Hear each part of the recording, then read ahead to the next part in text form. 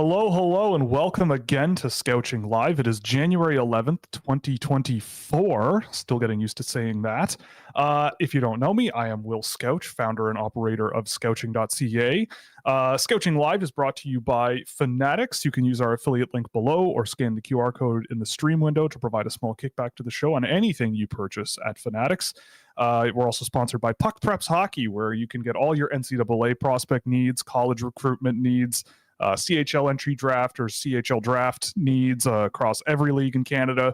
We're also sponsored by Fractal Hockey Consulting, which is my business for hand-tracked player analysis and recruitment packages focused on the NCAA and Europe, but we're flexible to any of your needs. And of course, Scouching.ca, where you can get exclusive access to innovative data tools with unparalleled insights into draft prospects, as well as players making their mark in the NHL that have already been drafted. We have a great show. We're going to go over a few different things. We're going to start in Philadelphia, obviously talk about some of the fallout regarding the Jamie Drysdale Cutter Gauthier trade, a little bit of a follow-up because there have been obviously some more details. We're going to chat a little bit about the LA Kings and the recent slide they've been having, unfortunately. Not good for the brand that the LA Kings are on a bit of a slippery run here. Then we're going to hop over to Seattle, chat a little bit about the Seattle Kraken, who have been shooting up the standings recently and may very well be one of the most bizarre teams in the National Hockey League these days. We're going to talk a little bit about the San Jose Sharks because it seems a little apt. So we're going to get there as well. And then we're going to play a little game. Well, not a little game, but have a little discussion about some teams that have been surprising us both positively and negatively this year because we both being producer AJ, we both have some good discussion to be had because there's quite a few teams that we think we could bring up here. But before we get into it, I wanted to welcome producer AJ to the show. How are you doing, my friend? Well, thank you. I'm doing well. Hopefully I sound a little louder now. Yeah, we've been messing around with AJ's volume. It's been a little bit wonky on the stream itself, so we're trying to get him to project a little more and Is this and good, mess with his everyone? gain Is this staging. good?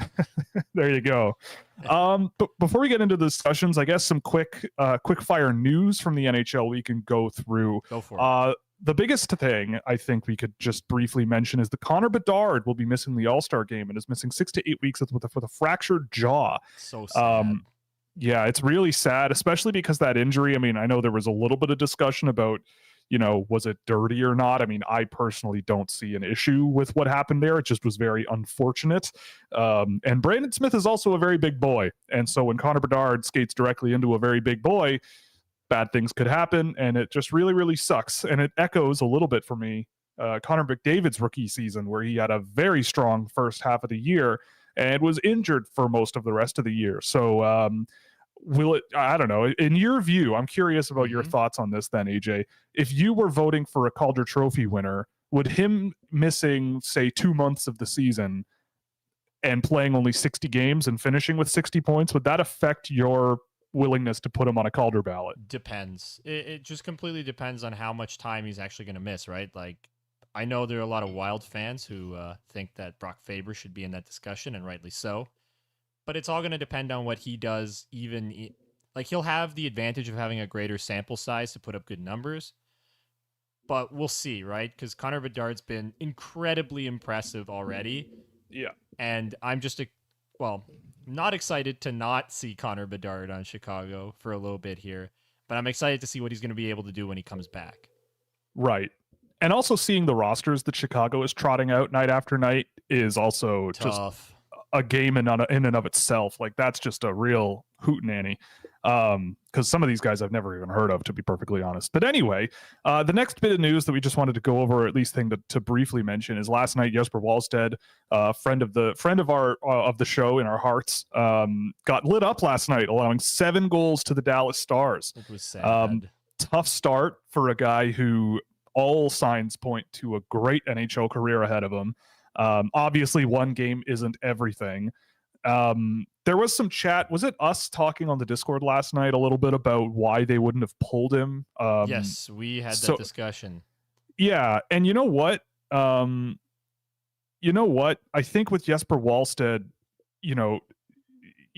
from what I've been hearing about him since he was draft eligible, he's a guy where you don't usually tell him that he's coming out of a game. Like he's a gamer, he's a competitor, and I guess if you're losing already, then there's probably no reason to pull him.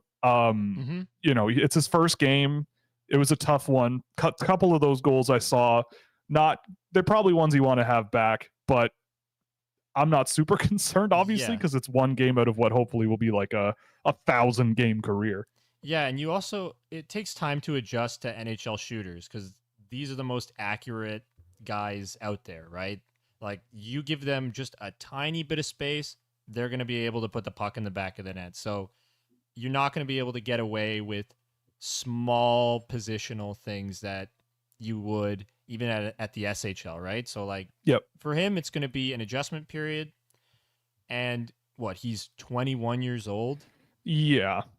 So give him some time, and I'm sure he'll be great. But this bodes well for my Fabian Lysell #1 overall in 2021, especially with the way Matt Beniers has been producing this year. Oh god. Okay. Well, anyway,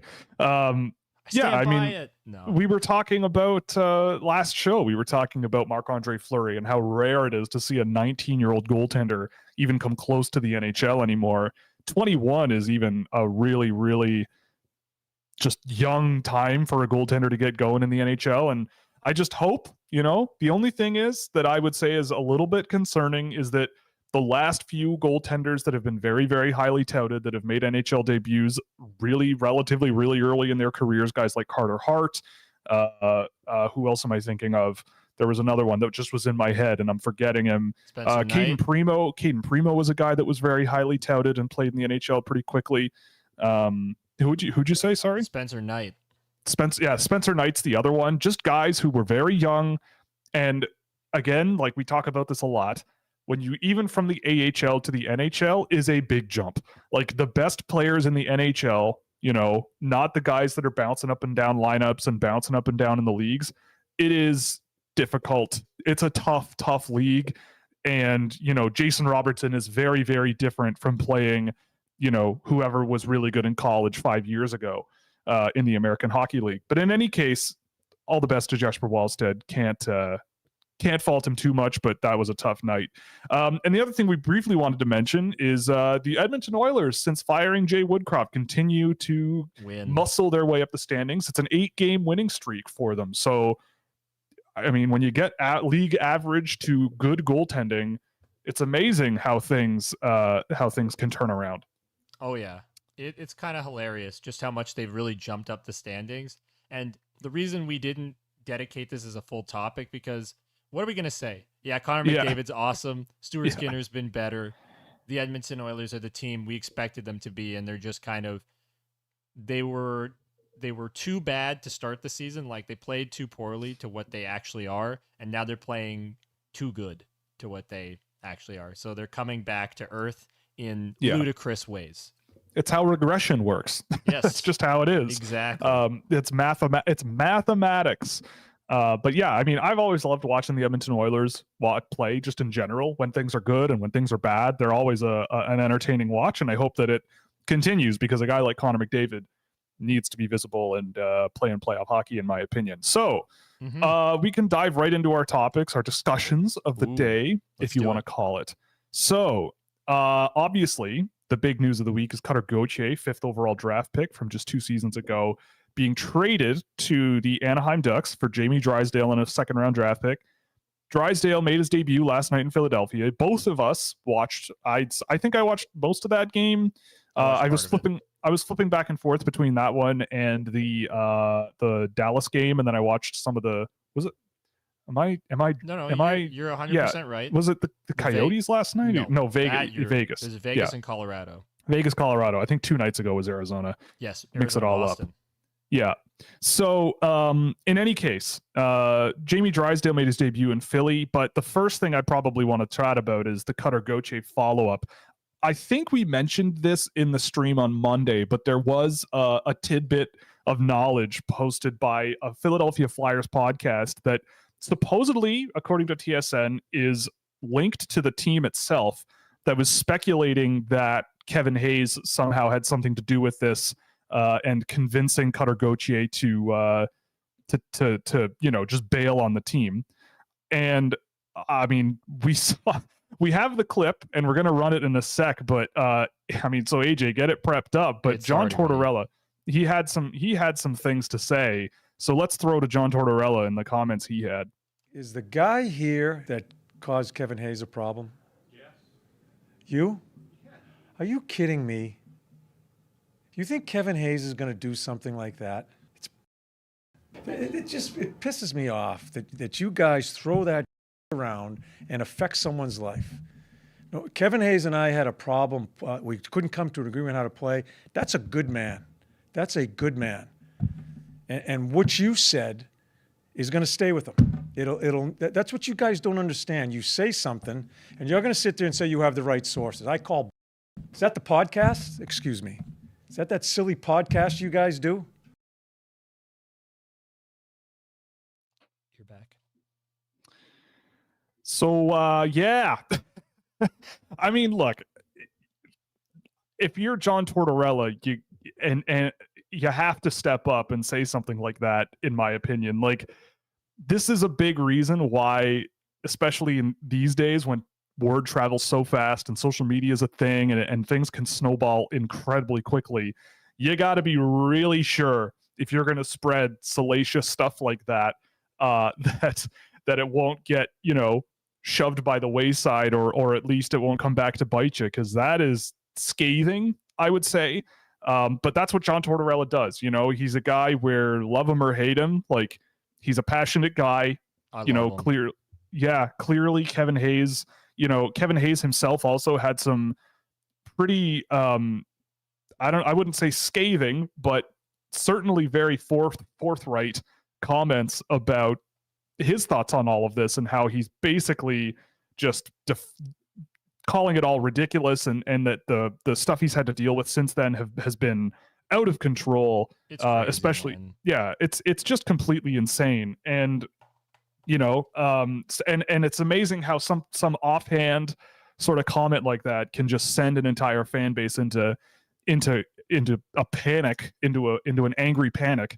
But I mean, look, at the end of the day, like with Cutter Gauthier, I think the truth is still that, it's not a great look to say you want to be part of a team and then within a few months want to bail. But it seems like there's a lot of he said going on here. And I can't remember what Cutter Gauthier himself had comments. And I can't remember specifically what he was talking about offhand. He said he kind of wanted to dismiss it and say it wasn't a big deal, except he did point out that the Kevin Hayes thing is also bunk. Yeah. So not a great look for that show, I don't think, but good for John Tortorella standing up and just putting that in its place and destroying that, as well as Kevin Hayes doing that, and Cutter Gauthier as a unit. But Jamie Drysdale, we can talk a bit about Jamie Drysdale, because we watched most of that game, Philadelphia playing Montreal last night. And I mean, I thought he looked really good. I thought he looked like a perfect fit for what Philadelphia kind of lacks. Him and Cam York together, I think, is a really interesting pair. Obviously not playing pair, but pair of defensemen to have on your team.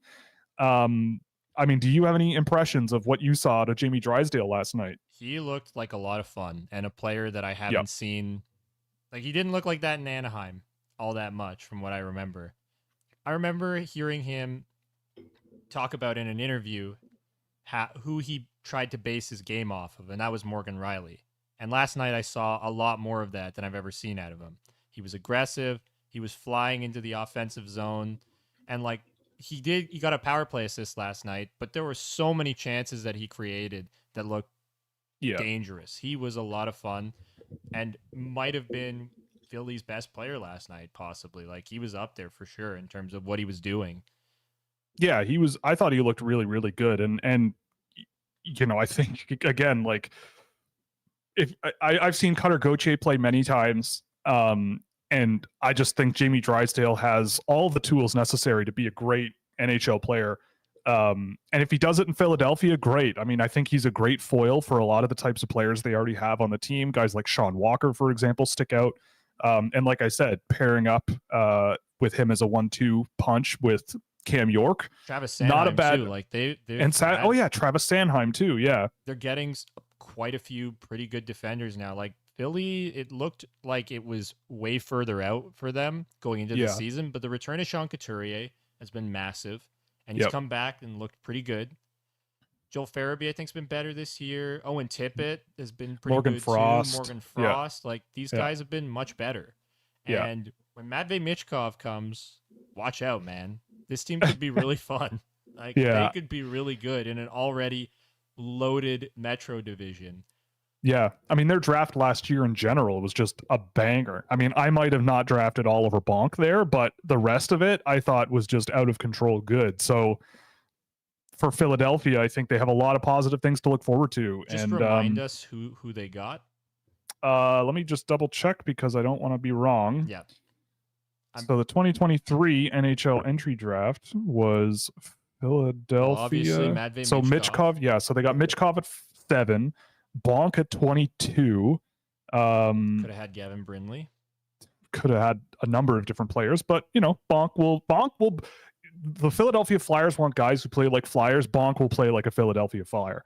They got Anton Wahlberg at 39, which I thought, or no, sorry, that was Buffalo. They got it with Philadelphia's pick. Carson Bjarnason, the goaltender in the second round. Sure, he's been pretty good this year as well.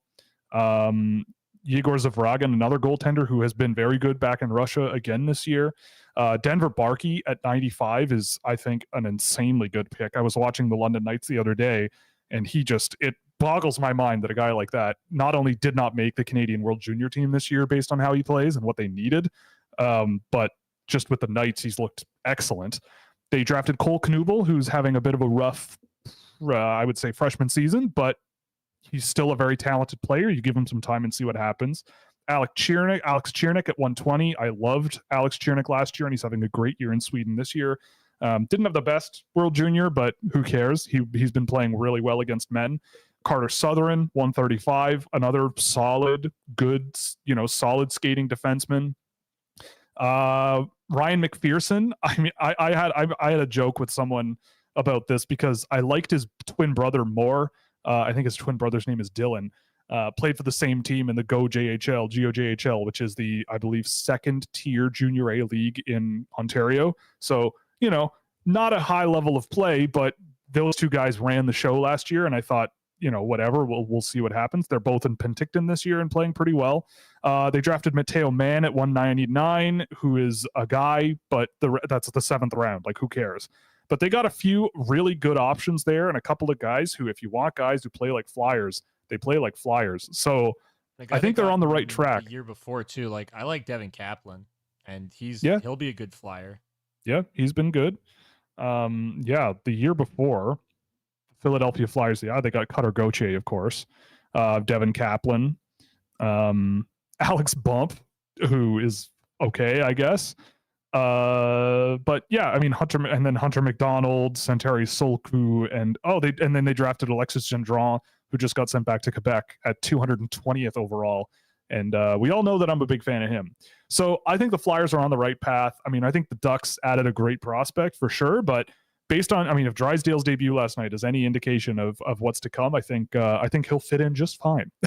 Yep. And but just a crazy week for the Philadelphia Flyers and their staff. It also blows my mind that was a podcast that supposedly is affiliated with the club, and they were tossing that out there. That seems like a risky play, if you ask me, but here we are. Yep.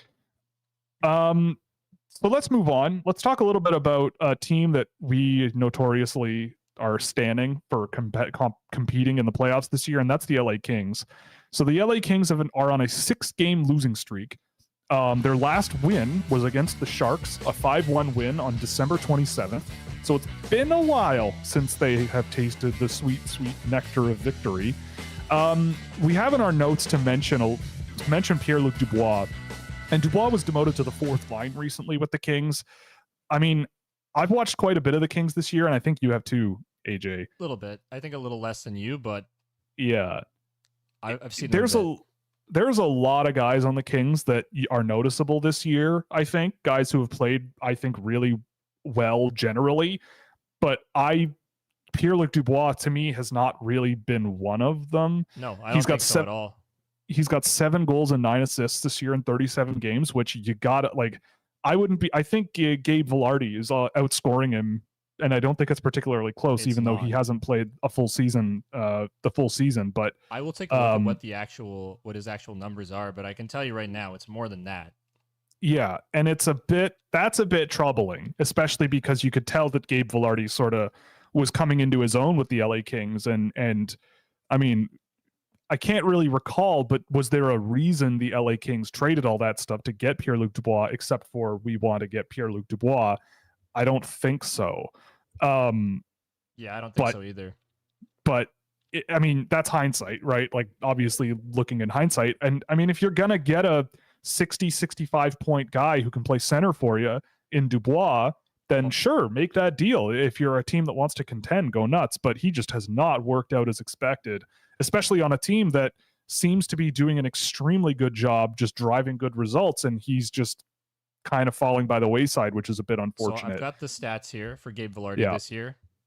He has 18 points in 22 games played. Yeah, like, and you could see it last year with Gabe Vilardi and on the Kings, right? Like, where he was just figuring it out, right? Like, he was always a great player. I remember him watching him in junior. Really, really impressive player, and just terrible injury after injury after injury. Finally figuring it out and staying healthy. Well, sort of. He just hasn't played a full season this year, but still, he's playing extremely well when he does play. And so, I mean, you mentioned in the prep for the show that you have a sad fact about the LA Kings that you wanted to keep a secret from me. So take it away. Give me it. Lay it on me. It's more about Pierre-Luc Dubois, right? Oh, okay. I remember the year where the season got shut down because of COVID, and the Leafs played Columbus in that in the play-in round, that 5-game series. What happened to that PL Dubois? What happened to that guy, man? That guy was awesome. That guy crushed my dreams. It was sad. But where is he? Because, like, he rocked in that series. There were times where he just took over and went down the ice and scored a goal because he was going to destroy my heart.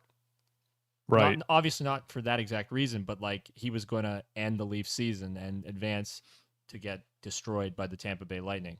But still, like, it's crazy to me just how that player is there sometimes and he rocks. He is awesome. Well, yeah. And then other times he's just gone. There's no trace of PL Dubois. Yeah. I don't know what that's all about. I was going to say the same thing. Like, it's like he's like the player version of the Ottawa Senators, right? Where it's like you want to cheer for them, you want them to do better, you know. It makes it so hard for you and to it just do it. Yeah, like, it's just so hard because you see it, right?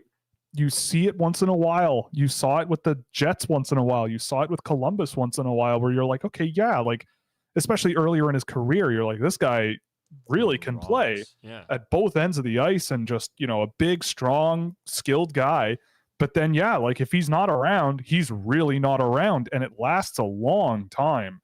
But yeah, it's you want him to succeed because you've seen what he's capable of. So, I mean, I don't know. I'm hoping he figures it out. But the Kings, I mean, I don't know. I think I still remain steadfast that this is just a blip for the Kings. They've been, you know, just a team that just rolls lines. They're deep, they're skilled, they're big, they're physical. They can move the puck, they can score. They have Quentin Byfield. The biggest plus. The biggest plus, yeah. Yeah, and I mean, I don't know. I think the LA Kings are going to right the ship at some point, but they are getting some lackluster performances from some really, really important players. Mm-hmm. But yeah, I mean, and you also mentioned before, Cam Talbot he's still doing fine. okay. He's been fine in those games, other than the last 2 games. Like, those are the only 2 games on this losing streak, and he's played 5 of the 6 games. Those 2 games were the only 2 where he was below a 900 save percentage, and for all until the last minute of the last game against Tampa, like in regulation, he was rocking a shutout. He was rocking a shutout through that game until the LA Kings just fell apart. Right. Yeah. I mean, I don't know. I still remain steadfast. I remain positive about the Kings, but it's hard to ignore a 6-game losing streak that started with a win against, or started after the win against the Sharks. The Sharks 5-1. Speaking of the Sharks, I guess we could skip right to that and come Let's back go to for it. Seattle in a minute. But holy smokes, the Sharks are coming off of a 7-1 loss against the Toronto Maple Leafs. Was that last night? Yeah, No, it was yeah, 2 nights two ago. nights ago. Right, the Leafs played tonight. The Sharks. I mean, it would be easy to just sit here and talk about that the Sharks are bad, but it's the thing I kind of wanted to bring up about them is like you don't want to just like pick on them, because this is not what this is about. For me, it's like it's a really good example, and I talked about this over the years a few times, where one of the best learning experiences for me watching this game and like understanding it and seeing the things that drive good results and the things that don't is watching really good teams play really bad teams. And say what you will about the Toronto Maple Leafs, whatever, like they've been up and down, their goaltending, whatever, but you can't deny that that is a team that can score goals. If you give them the chance to score goals, they will score goals. And the San Jose Sharks gave them a lot of opportunities to score goals. Their defending last night or the other night was awful. Like it just, things fell apart for the Sharks so well. Like when they have the puck, I don't think it's as bad as their record would indicate. Like their roster up front and how they're able to play in the offensive zone isn't as bad as people would assume. Yeah, they have a talented forward group. Yeah, but at least someone, getting it right? there. Like Fabian Zetterlund, Tomas Hertl, Anthony Duclair, William Michael Macklin. Granlund's been good. He's been decent, yeah. Like they've got some good players. Yeah, and it's just getting the puck there is a nightmare, and getting the puck off of opponents in their own end is worse than a nightmare. Like it's brutal. They can't break out the puck. We were talking to a Sharks fan in our Discord server, and he was poor guy. Yeah, poor guy. But he was talking about how like it just all falls apart in the defensive end because they cannot break the puck out. And we saw it on display when they played the Leafs both of those nights, because the Leafs beat them twice. And yeah, they just struggled to get anything going. Like the Leafs sustained offensive zone pressure shift after shift after shift after shift. And it was nuts. It was just so crazy. They just did whatever. Wasn't the ratio of ice time in the offensive zone for each team like a ratio of like 2 or 3 to 1 for Toronto? Like it was something like they had like 3 to 1. Yeah, it was like they had like 15 minutes of possession or something in the offensive zone, and the Sharks had like 6 or something like that. Like it was insane. But going back to the original thing, it's like why I found it and still find it very interesting and educational to watch very wide gaps in teams and at the same league level and playing against each other. Like it illustrates what separates players on such a large scale that when you have more of a closer matchup, you recognize why it's a lot closer, and how in the NHL, especially, like little bounces and little things that could be anything could move things one way or the other, or just how important it is to be structured and quick with your decisions and have guys who can get around the ice. Because when you look at the Sharks, man, they just don't really have that, especially when they don't have the puck. And I mean, you look at the Leafs, they have that. They have guys who can score. They've got guys who can, throw their weight around a little bit. Almost all of their players can skate really well. Their puck movement is really, really good in the offensive zone. They have a great sense of misdirection and a great sense of crossing defenders up. Like last night or 2 nights ago watching them, I noted a few times, and the Leafs do this all the time, where they'll stay to the perimeter a little bit, but they'll stay to the perimeter a little bit, but the guy swinging below the goal line will get support from another winger or a centerman flying around the goal line behind him, and they will reverse the puck to the other end where the player just came from. And it seemed like whenever the Leafs did that, the San Jose Sharks just couldn't really adjust to that sort of change in perspective.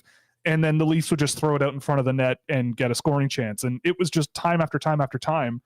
of just crossing them up, leaving them behind, fighting them off. It was just bizarre. It was crazy, but it's really interesting to see that happen for me all of the time, because you just see and appreciate what makes good players good and what makes players maybe behind the ball a little bit, especially at the NHL level. You definitely see it because, again, like, everybody jokes now that the San Jose Sharks couldn't beat an AHL All-Star team, and I might be curious to see if that were true, but they're still like, they'd win. I'm sorry, they're everybody. still Don't pretend like they don't have good players still. Like, they have some really talented players that would propel them to a win. Yeah. It's just that at the NHL level, they are atrocious, and playing a good NHL team, you see even better, I would argue, the factors that matter a lot. And you see it in many, many games because the Sharks lose by quite a margin. We were looking last night. I think they've given up how many? It's something insane how many goals they've given up relative to the next worst team. They've given up 171 goals this year. The next worst team offensively or defensively has been the Columbus Blue Jackets at 155. So they're almost 20 goals behind the next worst defensive team. Their goal differential is -90 halfway through the year. A -180 goal differential at the end of the season is a disaster. Like, that's just a disaster. So I don't know. We'll see what happens, but hopefully Sharks fans have reason to be positive. I saw, actually, last thing I'll say about this and then we can move on, but I saw someone in my mentions on x.com talking about how, because I posted an average aggregate of NHL draft rankings that are public, and people were saying, oh, like, what do we do if San Jose doesn't get Macklin Celebrini? Like, what is it, blah, blah, blah. Like, it was basically like, for a lot of people, it seems to be Macklin Celebrini or bust.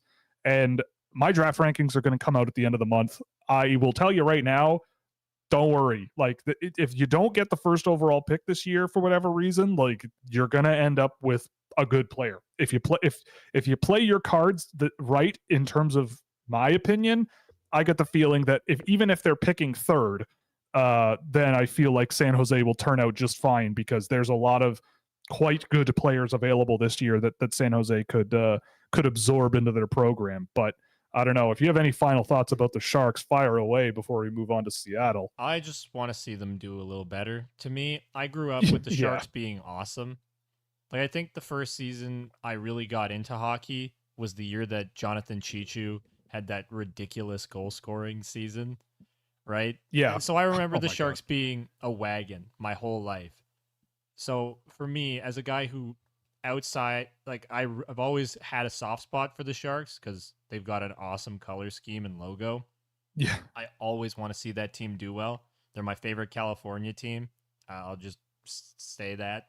But, like, I really want to see that team progress. And I don't want to see Thomas Hertl just as depressed as he is, man. It's so sad. Poor guy. Guy came into the league, scored 4 goals. The all-time Joe Thornton quote came out of that game, and now look what's going on. Man, it's rough. And it's not good. And I mean, before we move on, I also have a lot of affinity for the San Jose Sharks. I was born in 1990, so the Sharks didn't exist yet, and I remember being very young, and I had a friend who I'm still friends with, my oldest friend in the world. Not literally, he's just the friend from the longest period of time in my life. We went to kindergarten together, and he is Latvian. So, shout out Latvia. And I fell in love with hockey partially through him. And he was really down in hockey world because the San Jose Sharks had one of, in my opinion, the least talked about anymore, but most awesome players to ever play in Artur Zerbe in net. Like, he was their goaltender for the first, I want to say 5 or 6 seasons he was in San Jose. And dude is amazing. The vibes with his gear, the way that he played, he was a 5'8" goaltender or something like that, and had a couple of seasons where he was incredible. And when he was with Carolina, also incredible. He was on the team that eliminated the Toronto Maple Leafs in 2003 in the conference final. Unbelievable player. Maybe not the best statistical player, but when you see his highlight tapes, just go on YouTube and look at his highlights. It's just incredible to watch him, and always loved the San Jose Sharks. So I hope for better days ahead as well, because it's just a really great team with a great history, and they don't deserve to be this awful. Speaking of teams that are maybe the opposite of awful, moving up the standings, we're going to chat about the Seattle Kraken a little bit, who are right now, I would say, the Joey Daccord show. Yes. Which, I mean, if you had told me 2 years ago that the Seattle Kraken in 2023-24 maybe wouldn't be the most incredible team on the ice, but Joey Daccord will be carrying them from a disappointing start to a playoff spot outside the wild card. I mean, I don't know. I don't really know where to start with them. I mean, it's we can go through some of the numbers with Daccord, because it's wild. Like, their best players on paper are not playing like their best players, other than Vince Dunn. Right. And at least from a production standpoint, I can't say I've seen a ton of Kraken hockey recently, but like, it's crazy. Like, Jared McCann hasn't scored a whole lot this year. Like, I think he's below, like, he's almost at half a point per game, like, production wise. And he's been awesome up until this year. It's weird. Matthew Beniers is below a half a point per game mark. Jordan Eberle, I think, is just at the half a game per, or like, he's half right point there, per game, right? Like, it's crazy to me just how that top line fell off so much. You know what the answer was, Will? It's Eeli Tolvanen? No, it's because they got rid of Daniel Sprong. Ugh. Needed the depth scoring, but like, they were on a crazy shooting bender last year, so there was regression. Like, regression should be expected. Well, yes. Yeah. But like, why are they able to just have these insane spurts where they're going bonkers good and then complete shambolic bad? I honestly don't have a good answer for you, but I mean, it's been really incredible seeing both Joey Daccord since December 1st, especially Joey Daccord and Connor Hellebuck together having historically good runs. Like, in a world where goaltending is at a poor level, let's say, just at a high level, at 5-on-5 since December 1st, Connor Hellebuck has played 30 games. He has a .943 save percentage at 5-on-5. Joey Daccord, 25 games, has a save percentage of .940. Now, Martin Jones and Anthony Stolarz have played 12 and 11 games respectively and are better in that metric, but 12 and 11 games is not 30 or 25. And I mean, I did not expect this out of Joey Daccord. Even Connor Hellebuck is outperforming his expectations significantly. Just in that stretch, he's given up 37 goals. And according to Natural Stat Tricks metrics, his expected goals against total is 56.8. So he has prevented almost basically 20 goals since December 1st from going in that probably should have gone in if he were, say, league average, you could say. Just an unbelievable run from these two guys. Joey Daccord, let's just quickly, his last 10 games in terms of, or since December 1st, his game-by-game save percentages. So he started with an 815, which is not, or no, that was November. 929, then a stinker with a 714. But since then, 920, shutout, 955, 947, 857, 977, 941, 964, shutout, 970, 947. That's absurd. And that last shutout you mentioned, first shutout in, I think, NHL outdoor game history, by the way. Yes. Outdoor game against Vegas. I didn't even watch it, unfortunately, but probably was fun. But yeah, I mean, that's just an unbelievably unhinged run. And yeah, if you're not winning when your goaltender is saving that many shots, like, he saved 42 of 43 against the LA Kings on December 20th. That's ridiculous. That's wild. He shut out the Vegas Golden Knights. He saved 36 of 38 2 nights ago against the Buffalo Sabres. Just ridiculous. I don't know if he's going to sustain it for the rest of the year. Probably not, because it's just too insane. Like, how could you even possibly go about sustaining something that ridiculous? Like, not even the best goalies of all time can do that. No, and the thing is, like, here's the funny bit that also, numbers wise, he's won 11 games of the 25 he's played.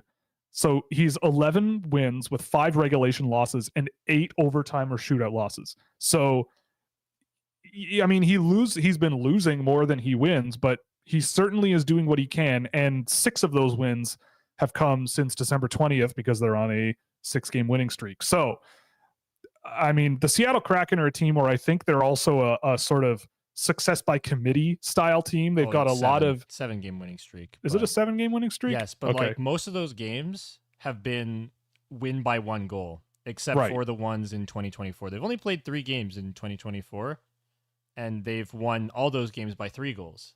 But before 2024, so in December, it was all 1-goal wins. Against LA, 2-1 win. Against Anaheim, 3-2 win. Against Calgary, 2-1. Philly, their last game of the year, 2-1. Like, they're still not scoring a ton, other than No. more recently, right? But Right. like, it's kind of troubling. And the last 2 wins they've had are against the Ottawa Senators, who are, sorry people, not good, and the Buffalo They're having a rough Sabres, go. who are also not very good. Yeah. So like, I don't know. It's kind of hard to, other than the Vegas win was super impressive, but it's hard to take a lot away from, oh, well, they beat Ottawa 4-1 and Buffalo 5-2. Mm-hmm. So basically what we're saying is Ely Tolvanen and Joey Decord, Hart Trophy, Vezina Trophy, easy. It's also crazy to me that Vince Dunn is their leading scorer. That's also crazy to me. Is not an all-star selection. And is not an all-star. Yeah. Poor Oliver Bjorkstrand had like an actual trip planned with his family that he booked months in advance. Had an Airbnb all ready to go, and then, oh, hey, dude, you're going to the All-Star game.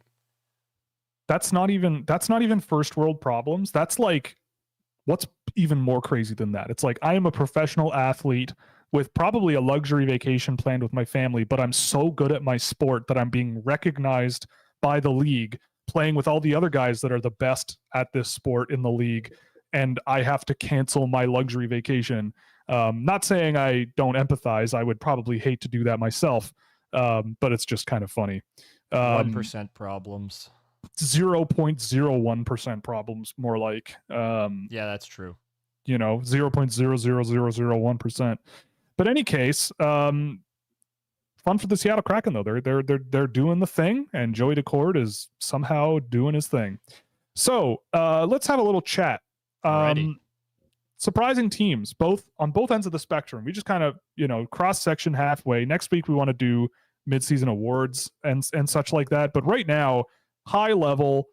I'll let you go first, and we'll start. I don't know. Would you want to start positive or negative on this, because that could change the colors of things? Let's go positive to start, just because. Why not? All right. Vancouver. I'll let you go first. Yeah, you're throwing Vancouver out there. I figured you would. I mean, how could you not throw Vancouver up there? They've just been a bit of a wagon, and like Thatcher Demko has been awesome. Even Casey DeSmith, when he plays, has been good. Like, he's been solid for them. They reunited the Lotto line.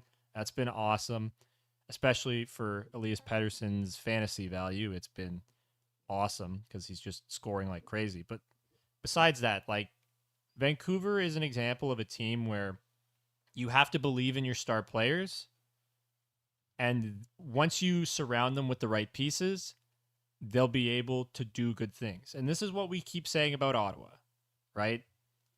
Who's one of my bad surprises, obviously, now that I'm saying it. When you support awesome players with good role players, or even just good players in general, like Connor Garland's a good player. Nils Höglander is a good player, right?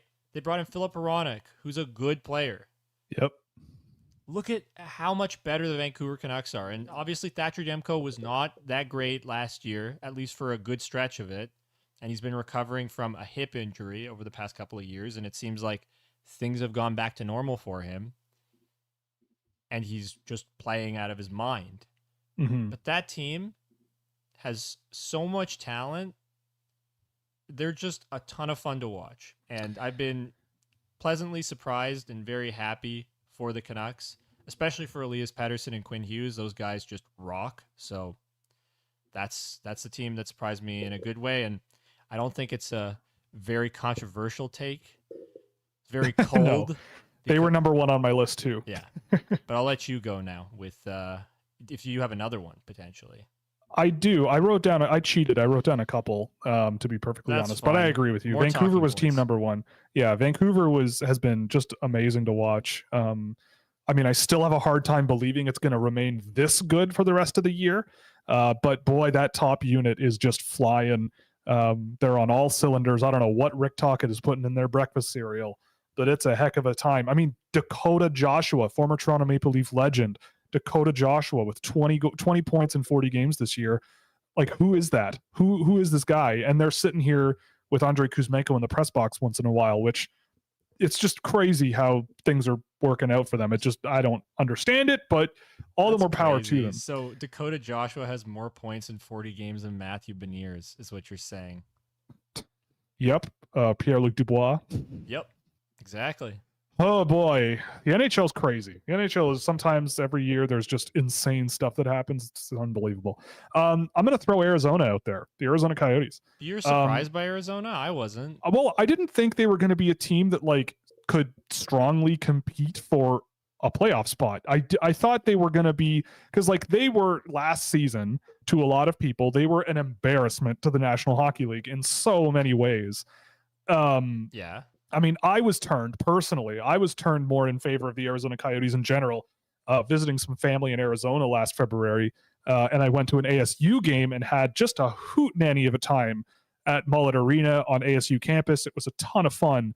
Obviously not a long-term solution for an NHL team, but like there's hockey fans in the desert, and that's a fantastic place to play hockey. And I want nothing but the best things for Arizona. I just figured like you have a league average, I would say, goalie tandem in Ingram Vejmelka. Your defense group, yeah, you got an upgrade in Sean Dursey and Matt Dumba, but I didn't think it was like next level improvement. Is Matt Dumba super big of a deal at some level? Like I feel like with Matt Dumba, he can create some good moments, but there are also some terrifying moments that come along with it, and sometimes the terrifying moments outweigh the good. Yes, but relative to like a Travis Dermott or a Josh Brown, I'll take Matt Dumba. Fair enough. But in any case, that's the point, right? Like that I didn't think that all these additions would make that big of a difference.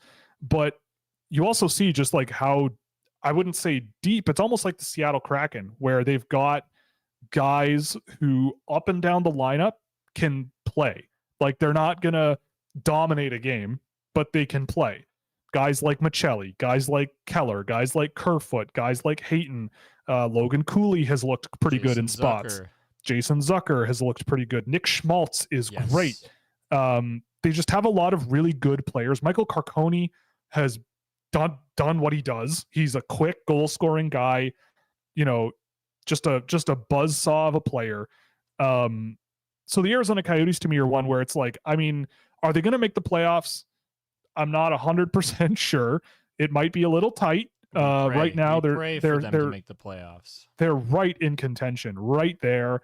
They probably won't win their division or get in the division conversation behind Winnipeg, Colorado, Dallas.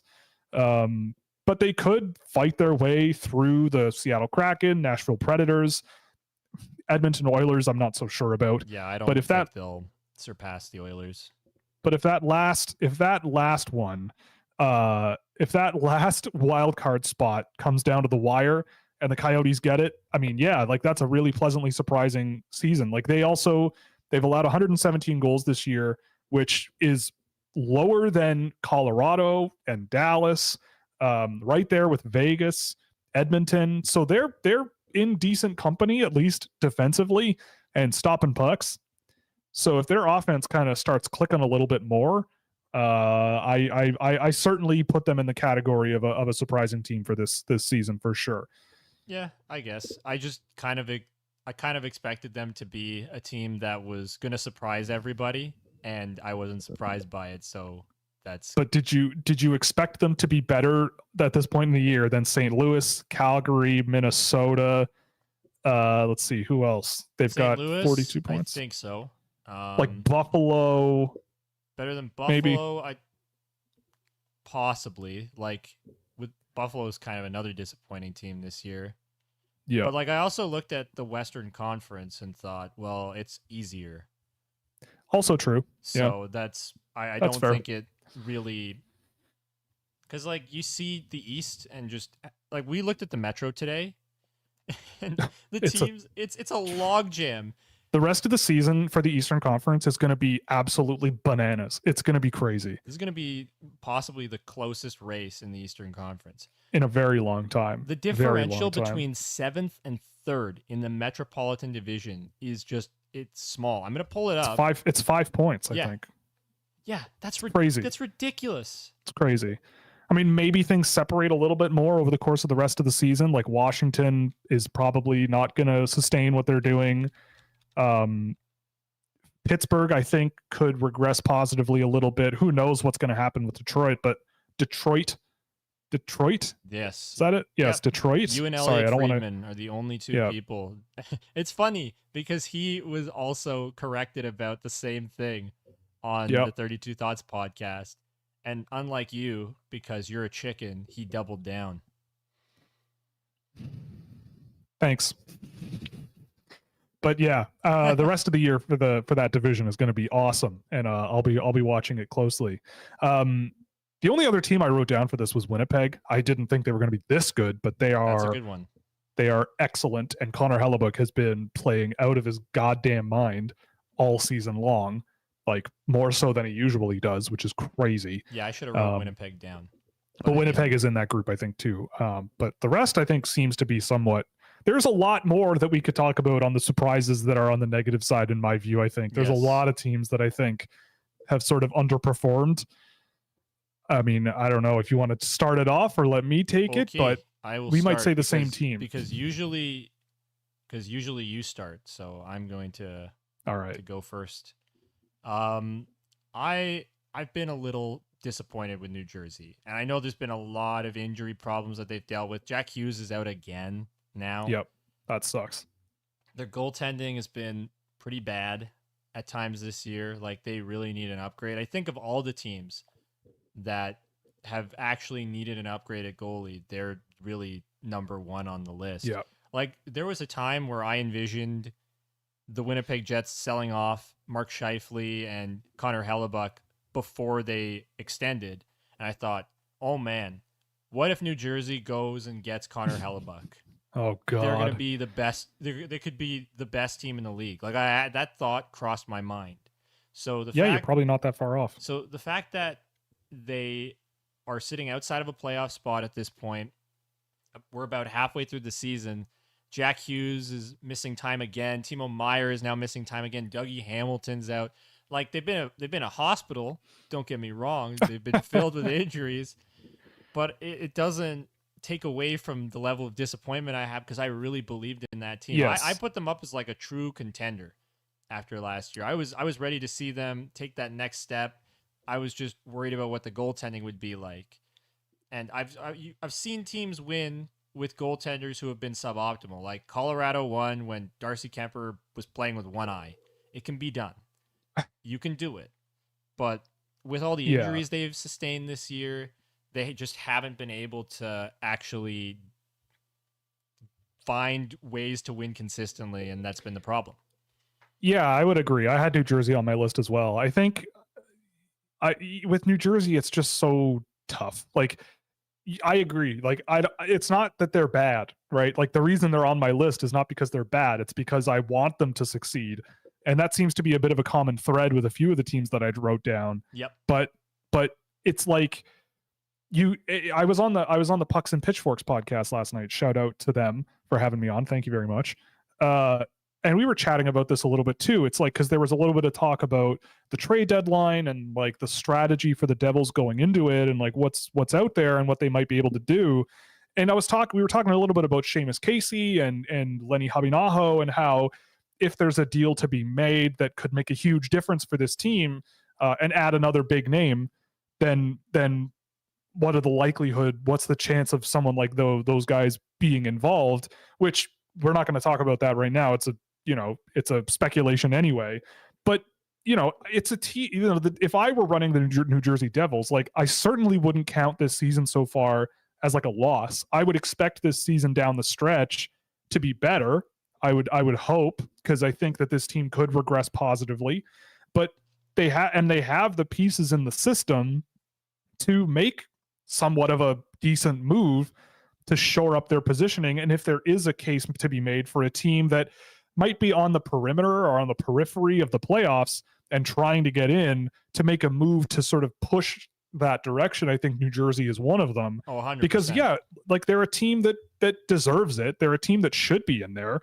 And there are some gaps on this roster, even without the injuries, that I think you could maybe shore up a little bit with, maybe not a rental, but if you move some good pieces and get a player that you can keep for a while, there might be something there for New Jersey. But yeah, they're on my list as well. Granted, they were number 3 on my list, but right.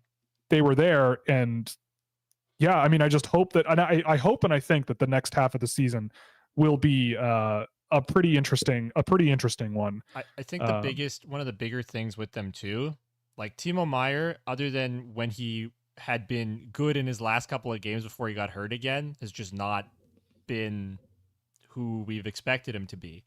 Like, that guy rocks. And this year he's just not been rocking the same level that he normally does. And they even went out and got better. Like, they brought in Tyler Toffoli, who's a good player, right? Like, they've got the pieces to make something happen. I think more than anything, goaltending needs to improve, and they need some more defensemen. Like, they need to upgrade from Kevin Ball. Yes. And he's been okay, but yes, like they could use a defenseman, I would say, as well. Especially now with the injuries, right? And like, Simon Nemec is very talented, but he's not going to be the most defensively stout guy in the world. Same thing with Luke Hughes. Like, Luke Hughes reminds me of a more aggressive Morgan Riley early in his career. So, like, they've got a lot of cowboys, as Will likes to say, on defense. They do. Dougie Hamilton, not a very good defender, but awesome at offense, right? Like, John Marino is really, and Jonas Siegenthaler are like the two guys that they have. Yep. And they're good, but you need another one, especially with how aggressive the rest of their defensemen are. Yeah, I agree totally. And I'm a huge John Marino fan. I really have liked Jonas Siegenthaler when I've seen the Devils play this year. And yeah, I mean, when you're not getting 100% hockey out of Timo Meier, and who knows what you're going to get down the stretch if he stays healthy, yeah, I think there is a case to be made that they're a couple of moves away from doing something. But yeah, like they have a lot of cowboys, guys like Luke Hughes, Simon Nemec has been playing recently, and they're both the same. They're both the same. And yes, I see that Siegenthaler has a broken foot. That's another injury. Yeah, it's another one. Like, there's just tons and tons of stuff going on with the Devils, and they're just kind of grinding through it. But I think this is a year where you could make the case where it's like, yeah, we're grinding through it, but like, we still think that once everyone gets healthy and things sort of get back on their feet, if we just need to get a wild card spot, right? Like, we just need a wild card spot, especially this year, because their opponent could be one of like the Rangers, or I don't know, maybe we probably don't want to draw the Bruins, but if you're Florida, like, if you have right? Like, I think Florida might win the Atlantic, even the Leafs possibly, though it's an outside shot. They're quite a bit behind right now. But they have games in hand. Well, not that, but yeah, they have games in hand, yeah. But they still got to win those games, right? So right. Yeah. Outside shot. Yeah, I mean, so like, if you do make the playoffs, if you're New Jersey, you're likely looking at one of New York, Boston, Florida. And I mean, with how New Jersey is kind of built, like, as long as they can get some goaltending, which maybe that's the move they make, is figure out something in net that works. But I don't know where you're going to find that. I don't know. That's the problem. Yeah, like, you're going to it is. Absolutely extorted by some team that's going to say, we have a high quality goaltender available. And like, what team really has a high quality goaltender available? Yeah. Like, the bad teams aren't going to move the goaltenders that, even if they are not so good right now, but promising, like Buffalo's not moving Devin Levi. No. They're not going to move Pekka Luukkonen. Is John Gibson, but it's like, is John Gibson, like, we haven't seen John Gibson have outstanding numbers in a long time, right? And maybe he goes to New Jersey and he can do that. But you're still taking a massive risk, and what that price is going to be astronomical. It's going to be something crazy where the risk might not even be worth it, or worth the reward potentially. Yep.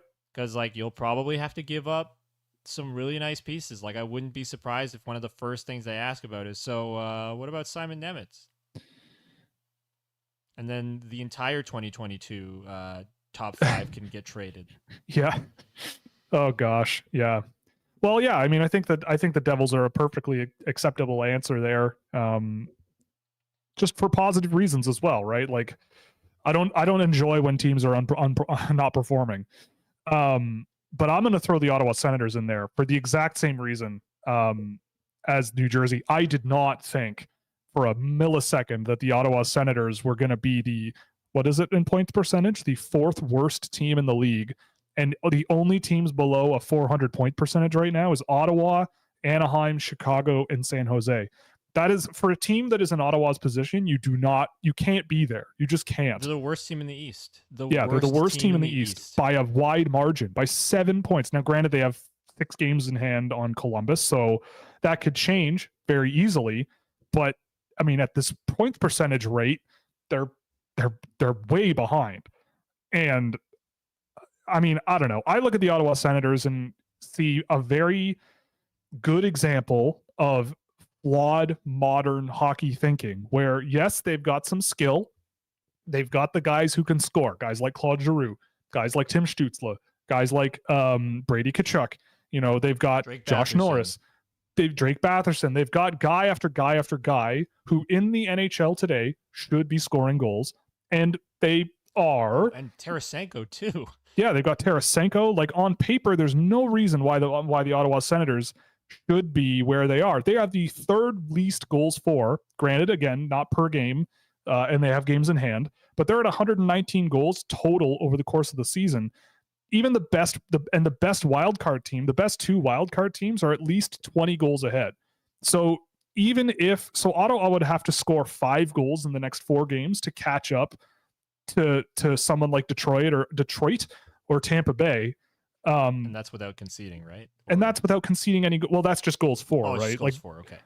Yeah. So in any case, it's, I don't know, like genuinely disappointing. But as I was saying, it's an interesting microcosm of like, I think a flawed way to approach how to build a hockey team, where Ottawa seemed to, like with DJ Smith and what Pierre Dorian was trying to do, and they seemed to fill out the depth of their roster with guys who are hard-nosed, guys who are physical, guys who will muscle guys out of the way, but they don't play hockey particularly well. Like that's the problem, is that like at the NHL level, a lot of these guys, they're physical, they're intense players, but they don't drive results. They don't support the scoring guys.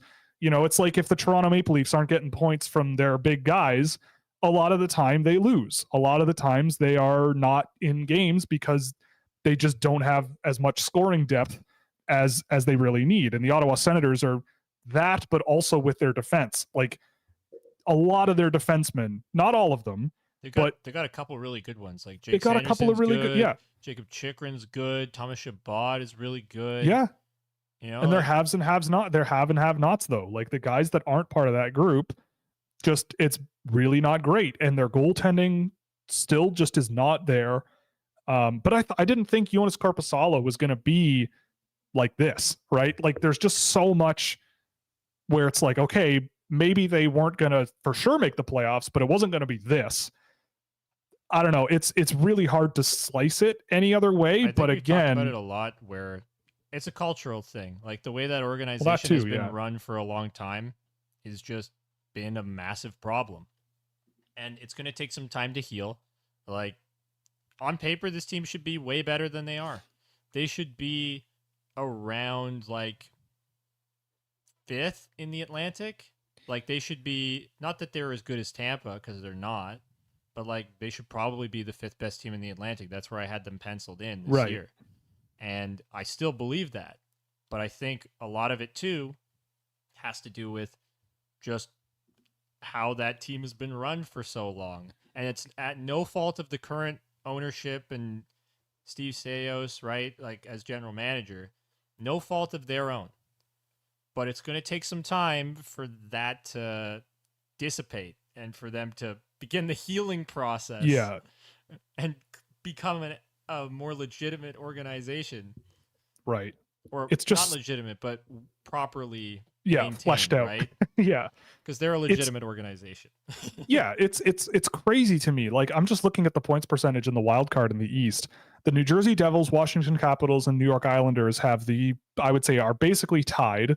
Maybe not in AJ's definition of basically tied, but they're very close. They're within a hundredth of a percent of each other. That's fine. And the Ottawa Senators have a 389 right now. Those three teams are at 575 or above. Like the playoffs are just not going to happen for the Ottawa Senators.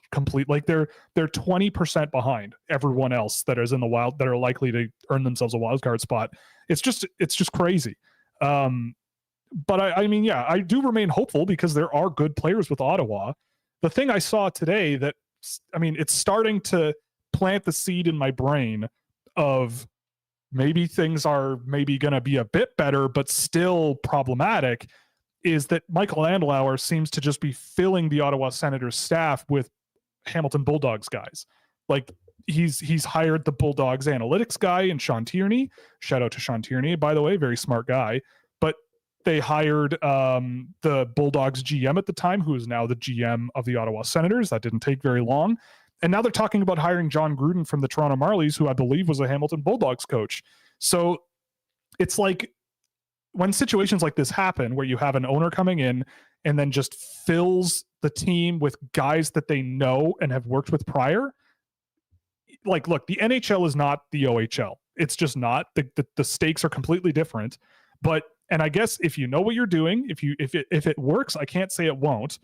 But these kinds of things, you gotta really know what you're doing, I think. Because when you really rely on just the people in your network, especially on a team that was notorious for doing the exact same thing and being very siloed and not really having different people in the room that collaborated with sort of different lines of thought, it can be a bit problematic. I mean, so to me, it's like not a thing that I'm sounding the alarm bells, but it's a seed. It's been planted in my head to be like, all right, the Senators are doing the whole nepotism thing, just like many other teams have. We'll see if it works, because if it does, great, good for them. It's a great thing. But if it doesn't, you really don't want that to happen, right? Like if this doesn't work for the Senators, you really, really don't want that to happen. So unfortunately, they are the team that first came to mind for me for disappointing, because I want them to be good. They've got fun players. They're good, but they're not. It's really weird. Guessing the other team is in the Atlantic as well, and it's the Buffalo Sabres. Yes, that would be the other team I would mention too. Yeah, problematic as well. Again, like, not to pick on Devin Levi specifically, but this is why people, when they ask me over and over and over and over again about these guys in college or the whatever, not in the NHL, who play goaltending or goaltenders, and they go, oh, this guy's like a 955 with what school did Devin Levi go to? Northeastern. It's like, what is he going to be? Is he a franchise goaltender? What if this? What if that? And it's like, well, like, slow down. Like, nothing is set in stone until they hit the NHL. And sometimes in the NHL with goaltending, look at Joey Decord. Who would have ever thought that this season would be just the one where he stops every puck that he faces? Not me. It's bizarre. And with goaltending, it's like all you can really do is get a guy you believe in, a couple of guys you believe in, and just hope that things go your way and play well in front of them. And the Buffalo Sabres, in my opinion, still are problematic defensively, and they're not really giving guys like Luukkonen or Levi sort of the best chance to save pucks. But at the same time, you got to save pucks. Like, they're just not getting it, and they're a bit porous in front of them. And but I mean, I still believe in that group of players that they've assembled, the overall vibe of the team. You know, they've got good players. It just hasn't come together yet. And I don't know. I can't criticize Kevin Adams at all on this. I thought they were going to be a team that was going to, push things a little bit further than they have this year. Yeah, I'm with you there. I think it's the defense. Like, there was a rumor that they really wanted Simishev, and I think that would have been awesome. But also Zach Benson rocks too. Like, they need some guys who can actually defend. Because I remember in 2021, everybody's like, oh, Owen Powers is maybe the next Victor Hedman. And that blew my mind. That Yeah, absolutely blew my mind. You want to make a comparison? Dougie Hamilton, Brent Burns, potentially. All right. And that's Tyler Myers. yes. But I was saying that is the upper bound of the comparisons. Tyler Myers is also a very possible thing. Lower bound. Yeah, lower bound. I believe in Owen Power. I think he's going to be a really good player, but he comes with his flaws. He's not that great at defending, which I know like it's fine if you put him with a guy who can do it and help him out, but they don't have that. Like, who is Buffalo's defensive guy? Matthias Samuelson, I guess. Maybe, but like, do you Yeah. have like they don't have. They got Eric Johnson. Yeah. Okay. Great. That's gonna make such a difference. Yeah. I mean, an interesting little tidbit. And granted, I'm about to mention plus minus, so data nerds, plug your ears. But Rasmus Dahlin, he's not the best defender either. He's a minus 16 on the season. Not a single soul on the Buffalo Sabres is worse than a minus 10, minus 8, minus 9. No, minus 7. Minus 7 is the next worst plus minus on the team behind Rasmus Dahlin's minus 16. Like, obviously, it's not the best metric, but it is pretty showing when one guy on your team, especially one who has almost a point a game, he's got 12 goals this year. He's on pace for 24 goals this season. That's pretty nuts. But it doesn't seem to really matter if he's just on at 5-on-5 and getting scored on every night and no one else is being scored on as much.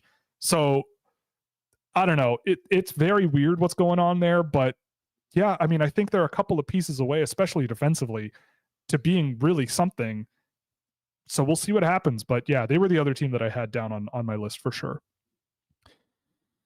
Yep. So unless you have any other things to follow up on before we move on to the questions and the mid episode ad read, I'll let you have the microphone if you need it. I have one thought. Okay, go for it. Go Leafs, go. Okay, I didn't know he was going to say that, so I apologize to the audience. You may commence the second portion of our show. Okay, well, before we get to the questions, we're brought to you by Fanatics. You can use our affiliate link below or scan the QR code in the stream to provide a small kickback to the show on anything you buy in the store. You can also support myself and my co-host, who will be back soon, Sam McGilligan, at Puck Preps, where you can get all of your NCAA prospect coverage, as well as CHL entry drafts and such. Lots of writing going on over there from us. Or you could help us out at Fractal Hockey Consulting, which is my business for hand-tracked targeted player analysis and recruitment packages. So if you are a college team or a European team or even a pro hockey team that just needs some help targeting players and finding and, doing whatever it is you need to do, we're there to help you out. And of course, Scouching.ca is my own website where I have created a exclusive access to innovative data tools with lots of insights into draft prospects and players who are been drafted, making their way and making their mark into the NHL. So let's take a look at some questions. I see quite a few already from the show. So I appreciate it. Always appreciate some good questions. Thoughts on Andrew Crystal's season and NHL outlook? So yeah, I mean, he's been very good. Probably should have at least gotten an invite to the World Junior Camp, but should have made the team the way they played. Neither honestly. here nor there. Not mine to judge. I'm not a Hockey Canada guy. Speaking of which, my World Junior Hockey recap post is also out on Scouching.ca public. It was done so on Monday, so you can check that out as well. But yeah, I think Andrew Crystal's been very, very good. I've seen Kelowna play a few times this year. He's a little bit more dynamic than what I remember last year. He's a little bit more involved in play than what I remember last year. But the brain and the skill level is still there. It's all the pieces are still there for him to be a very productive pro hockey player. It's just a matter of getting muscled off pucks, still a little bit of overconfidence, but he can kind of get away with it in the WHL because he's Andrew Crystal.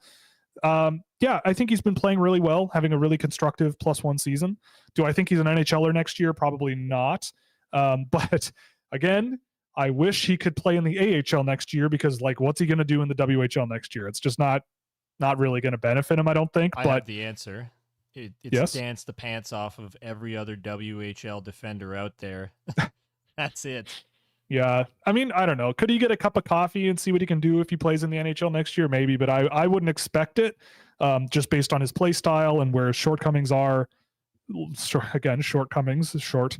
But yeah, I think he's still a work in progress, but he's coming along really, really well. Yeah, the feet need to, he needs Yeah. to get faster. If he Yeah. can move around the ice better, that guy's going to be so good. Yeah. It's just getting his skating to a spot where he's comfortable and gets around the ice very easily. I don't think you can turn him into the fastest player out there, as much as I love that. But, Right. He's a player that you're going to have to, he has his downsides, but if you can make what he does so well work in the NHL, that's a good player. That's a very good complementary player. Yeah, like a guy like Johnny Gaudreau, he's not the fastest guy in the world. He's much faster than Andrew Crystal. But that's what I mean. That's kind of how you have to, if you're going to be that puck playmaking guy, especially from the perimeter, that's kind of how you have to do it, right? You do have to have at least some legs and some evasiveness and some breakaway speed, because with Crystal, he just the gaps will close up real quick on him, and he's going to need to think a lot quicker and all of that stuff. So time will tell, but he's having a good year. Who will go way too high and way too low in the upcoming draft? I mean, it's January. I have no idea. But my initial thoughts, with my list coming out at the end of the month, I know people are going to scream at me for where I have Consta Helenius. I think he's going to go too high. I do not see a top 10 player there. And that World Junior, I think he showed a lot of the issues that are kind of there that can be kind of masked in Finland a little bit. Again, he's an undersized center that leads with his IQ level, and the rest is a big work in progress, which, okay, but I'm not super interested in that profile top 10. So he's a guy that I think if he goes that high, might be a little bit rich for my taking. A guy who might go way too low, I don't really know. Let's see. I mean, I've got Caden Lindstrom really high relative to the market, but I feel like that's going to change really soon. Nikita Artemonov in Russia might be one. He's a guy I have in my top 10 that generally is ranked around 25-ish. And I feel like he's a guy who, similar to Crystal in a way, where if the feet come a few steps, then he's going to be lights out good. He's going to be a monster because everything else is there. The brain is there. The shot is there. The playmaking skill is there. He plays at KHL pace pretty well. But really quick thinker as well. Just seems to know the play he's going to make before he does it, which is really beneficial. I think it sets him apart from Helenius a little bit, especially as a guy not playing center. He's a guy who is also undersized and maybe not the fastest guy in the world, but the skill level and the pace in his game, I think, is quicker. And just also the defensive play of Artemonov is really impressive as well. He's been, I think, pretty underrated in that area. So he's another one. Andrew Basha, Alphonse Frey are guys that I really have liked over the course of this year. I feel like people are coming around on Alphonse Frey. He had a fantastic under-19 World Junior A championship on a team that kind of was disappointing in Sweden. But he played really, really well for that team there. So I'd throw him in there. There's a couple of guys I also don't have ranked that I think will be drafted pretty high. Guys like Henry Muse, I don't have ranked right now.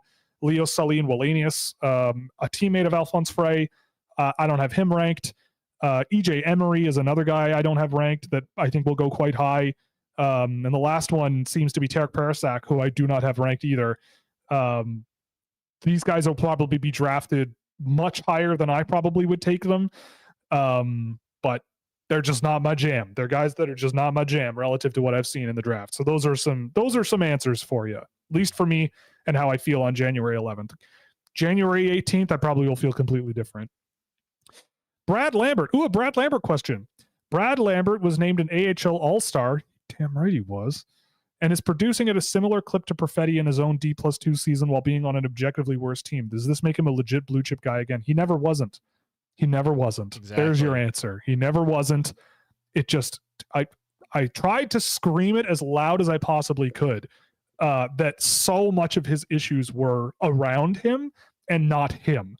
And I was so confident that if he went to the WHL that season instead of tried to play in Finland, he would have been a top pick. I am so certain of it. And I feel even better about that take now, a couple years later. Granted, he's not in the NHL yet. Lots of things can change. And yes, he does have some issues making reads and making the right play once in a while. But who cares? I think he's doing an extremely good job adjusting to North American ice and the professional level.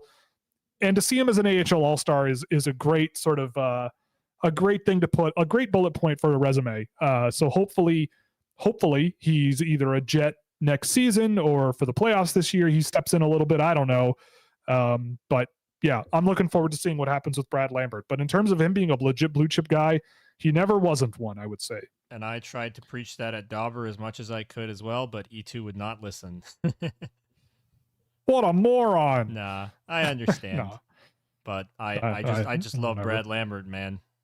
Yeah, I remember I spoke to one guy who I won't name, but they said he was maybe a mid-round pick. And I just was like, okay. Okay. All right, whatever. Like, that's fine. Okay. Anyway, I don't understand why Minnesota put Wallstead in against a powerhouse like Dallas when the team has half their top players injured. I don't know, man. They did. You give him a test. It didn't go so well, but I don't know. I think they also did they play 2 nights ago and it was a back-to-back? I can't remember. So they played Dallas. I think it might have been a home and home. Oh, okay. Philip Gustafson's hurt, so they didn't want to play Fleury again. Right. He's almost 40. Yes. So they played the exact opposite of that in the NHL. A untested 21-year-old who got lit up, and it's fine because that's what happens sometimes. You know? He's got to get some experience somehow, and it's throwing people into the fire sometimes can sometimes help them wake up and be like, wow, I suck at this level. I really need to get better. And that can light a fire under a guy. So honestly, I don't see why they wouldn't have done it. Right. Just give it a agree. shot. Well, yeah, and like I don't know. I don't really also feel like on a night in and night out basis you can really just say, well, this team has been good all year, therefore we shouldn't play this guy against them tonight. It's like, well, I don't know. What if they have a bad night? What if they were all out drinking last night, smoking the reefer, and they're all tired and messed up and they don't play very well? Like, I don't know. But I mean, the Dallas Stars came out and played pretty well last night and lit them up a little bit. But yeah, I mean, it's just a game. It's one game, his first of likely many hundreds, hopefully. And knowing what I know about Jesper Wallstedt and having seen what I've seen out of him, this guy was playing under 20 hockey when he was 15, I think. He played pro in Sweden when he was 16. Like, this guy does not mess up very often. And there's a reason he's been elevated to extremely high levels very quickly. So I'm not ever counting Jesper Wallstedt out at all. And he's not the first goaltender to have a rough first season. If this is what continues for him, he's not the first great goaltender to have a not so great debut. So keep your head up. It'll all be fine. It's just a game. And why you have to be mad? One goalie once famously said. What are your thoughts on Jack Ivankovic? Oh, well, okay. Well, that reaction should tell you all you need to know. I have no idea who this guy is. So let's just save it. Oh, it's a goaltender from next year's draft. Dude, I don't know. An 07 goaltender for next year that Mississauga, I think, drafted in the top 10. Yeah, I don't know. You tell me. You probably know more about him than I do. If you were a general manager and could hire anyone as your coach, who would you pick? That is a great question. Oh, boy. The answer better be me. No, I'm kidding. No. It wouldn't be. Andre Tourigny comes to mind in Arizona. Granted, he's already employed. But you said anyone. I really have always really liked Andre Tourigny as a coach, going back to when he was with the 67s. Like, that team with Marco Rossi and Jack Quinn, like, the way they played was really, really impressive. They were great. And the Arizona Coyotes, they have some good players for sure. But he's squeezing a lot out of some of these guys. Guys like Yusuf Alamaki, even Giannis Moser has, when you look at him in isolation, he's kind of okay. But the way he has him playing and the role that he's playing and everything, he's doing really well at it. Like, Tourigny seems to understand what players can do, what their job is, and he gets them to do it. Like Liam O'Brien, Travis Boyd, like, these are guys who are not shooting the lights out. That's not their job. But when you go out there and you notice them every single time they're on the ice, he's got that team playing for each other. Like, and again, you're in a tough situation playing at Mullet Arena, and everybody sort of sees you as a bit of a laughing stock. People are already planning relocation parades. And so I just see Andre Tourigny as a great sort of rock in an unstable situation. And he's the first one that comes to mind. I'm sure there are college coaches I'm forgetting that I don't know a ton about NCAA coaches, but there are definitely NCAA programs that are slipping my memory that I think would be interesting NHL plans. Like Boston University would be one that I would look at. Let me double check who that is, because I think it's a guy who's been there forever. I will quickly Boston insert University. my answer. Yeah, go for it. Even though he's now a GM, I would take Barry Trotz, because I know that Barry Trotz could build a system around any sort of team that I had, and he could make it work, because that's what he does. So if I wanted a speed demon team, which I do, Barry Trotz could make it work. And he's a pretty Barry awesome Trotz is a good coach. one. Yep. So that's who I'd hire. Boston University's coach is also a former NHL player, Jay Pandolfo, which is something I didn't expect. Boston University alumni. He's been with Boston. He was with the Boston Bruins up until 2021, and he's been with Boston University ever since. And now he's been the head coach in his second season. And I think Boston University, just the way they build their team and the way they play, could be an interesting sort of thought to put in the NHL. But he is clearly, based on the way they build teams and the way they play, it's very different from typical NHL rosters. I mean, he plays Lane Hudson like 35 minutes a night, it seems. But in any case, but for NHL sort of based guys, Andre Tourigny is the guy that sticks out immediately in my mind. There's a rumor that Stanislav Yarovoy for Carolina will sign an entry level after the KHL season, and the same with Murat Huznadinov. I mean, I hope so. If I get to see Murat Huznadinov play for the Minnesota Wild in a couple of games at the end of the season, I'll be a very happy man. Because I don't think he'll be playing very many playoff games playing with HK Sochi, although they're not as bad as they were. Good for them. I mean, I hope Murat comes over. I think his contract is still valid in the KHL, but who knows anymore? I don't know anything about how anything works regarding Russia and North America and hockey. Okay, what would you say is the potential of Luke Misa? Clearly a great offensive player in junior. How much of this will translate to the NHL? And do you have a comparison for Misa?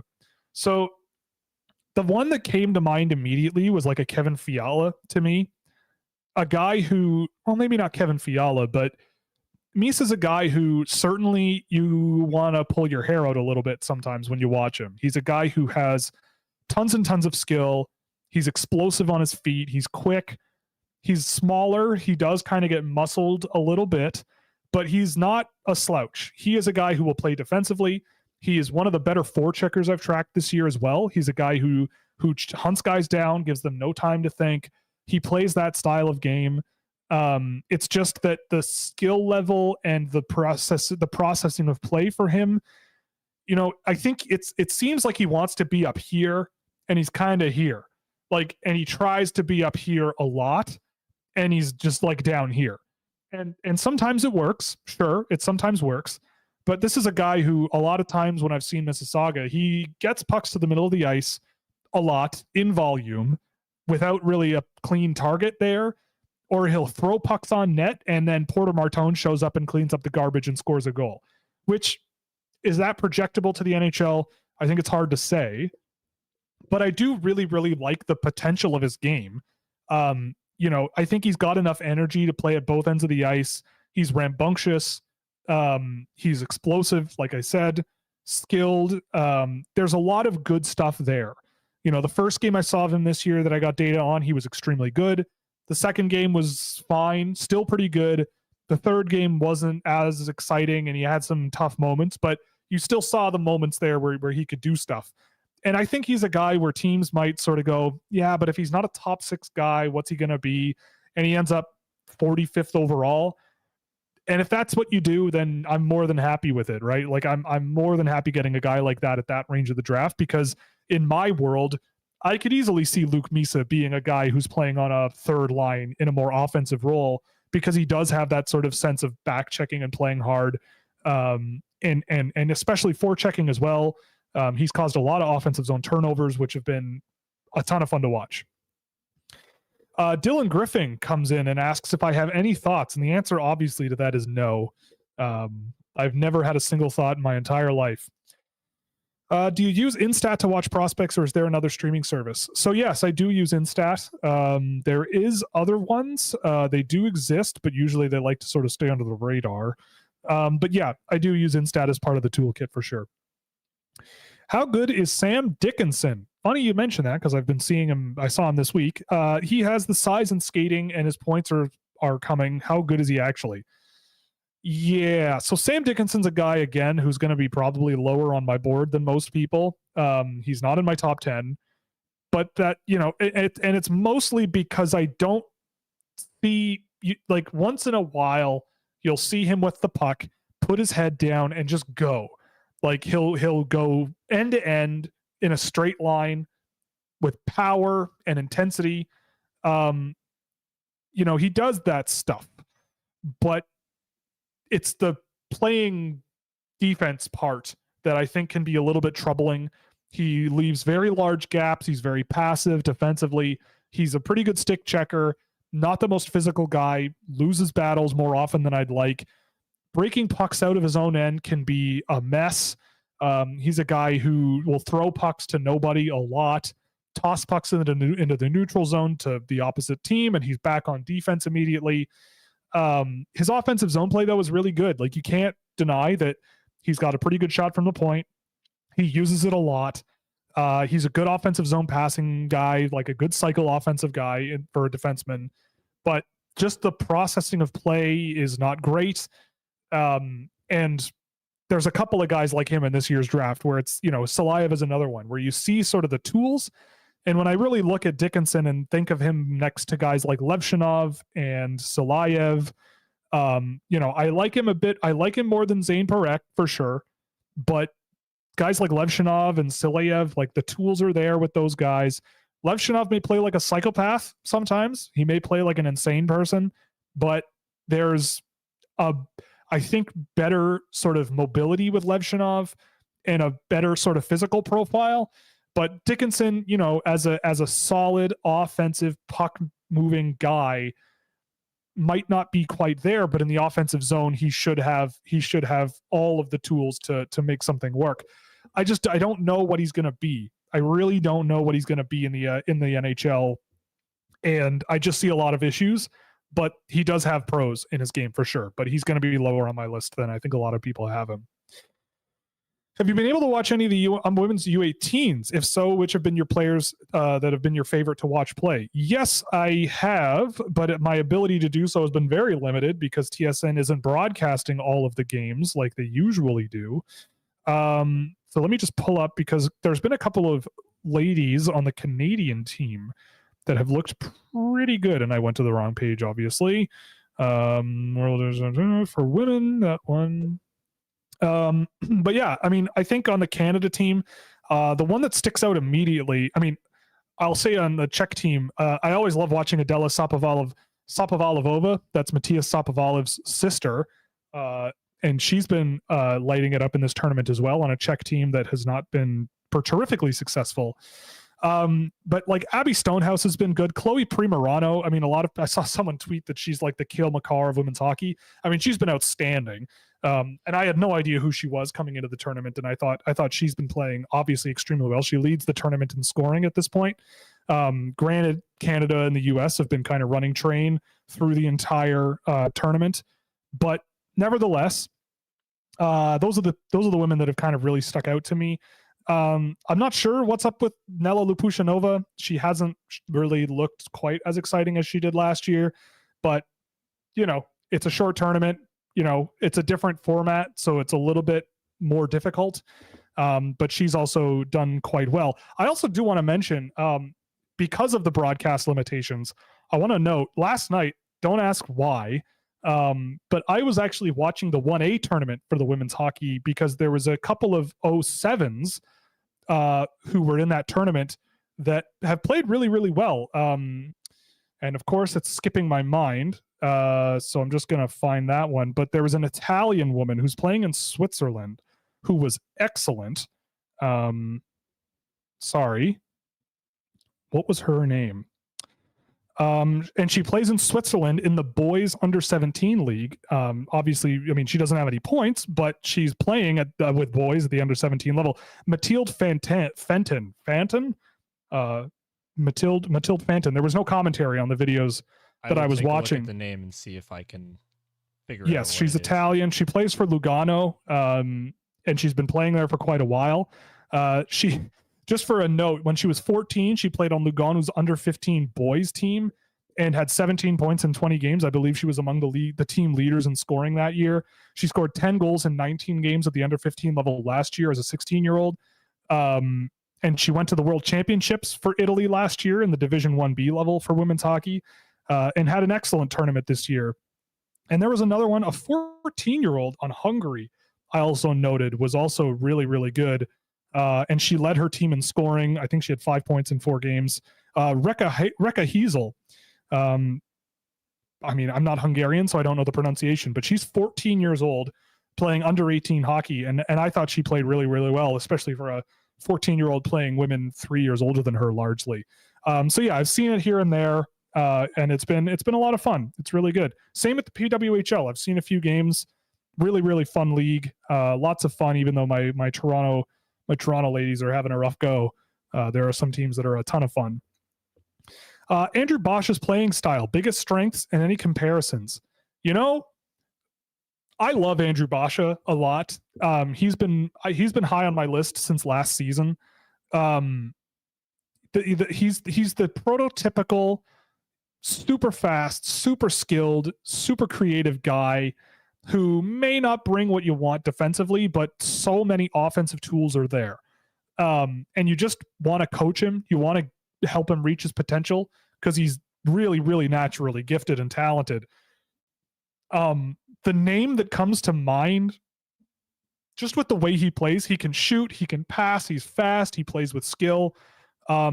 We talk about him all the time, and I'm very hesitant to say this, but it's just the name that popped into my head immediately, and that's William Nylander.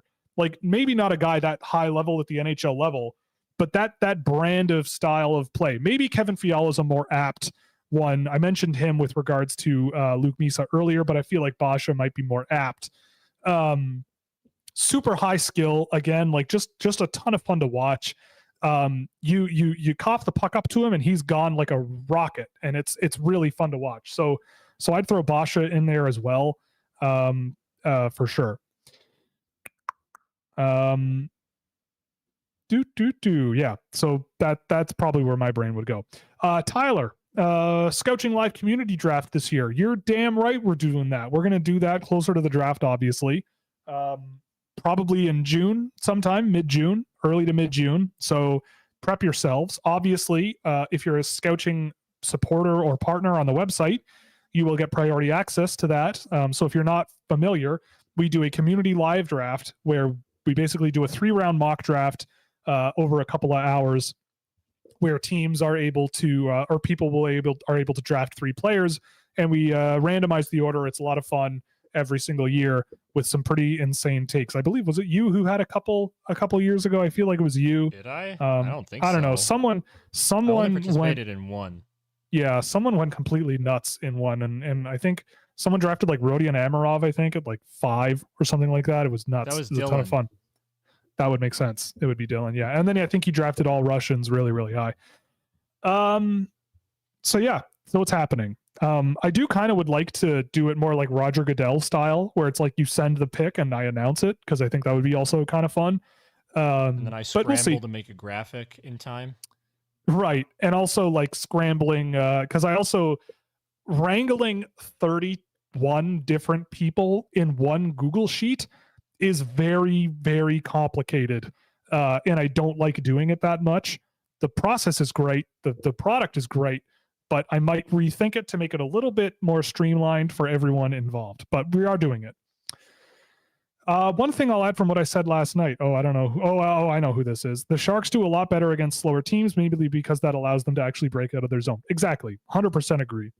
Response to me chatting about Urbe. Yeah, Urbe with the pillow pads. Yeah, if you go look at old pictures of Artur's Urbe, he used the same set of pads for like 15 straight years. And by the end of it, they were covered in puck marks. And they were a cool design in and of themselves. And Artur Zerbe, the mightiest groin ever made by human beings, or by God, I should say, belongs to that man.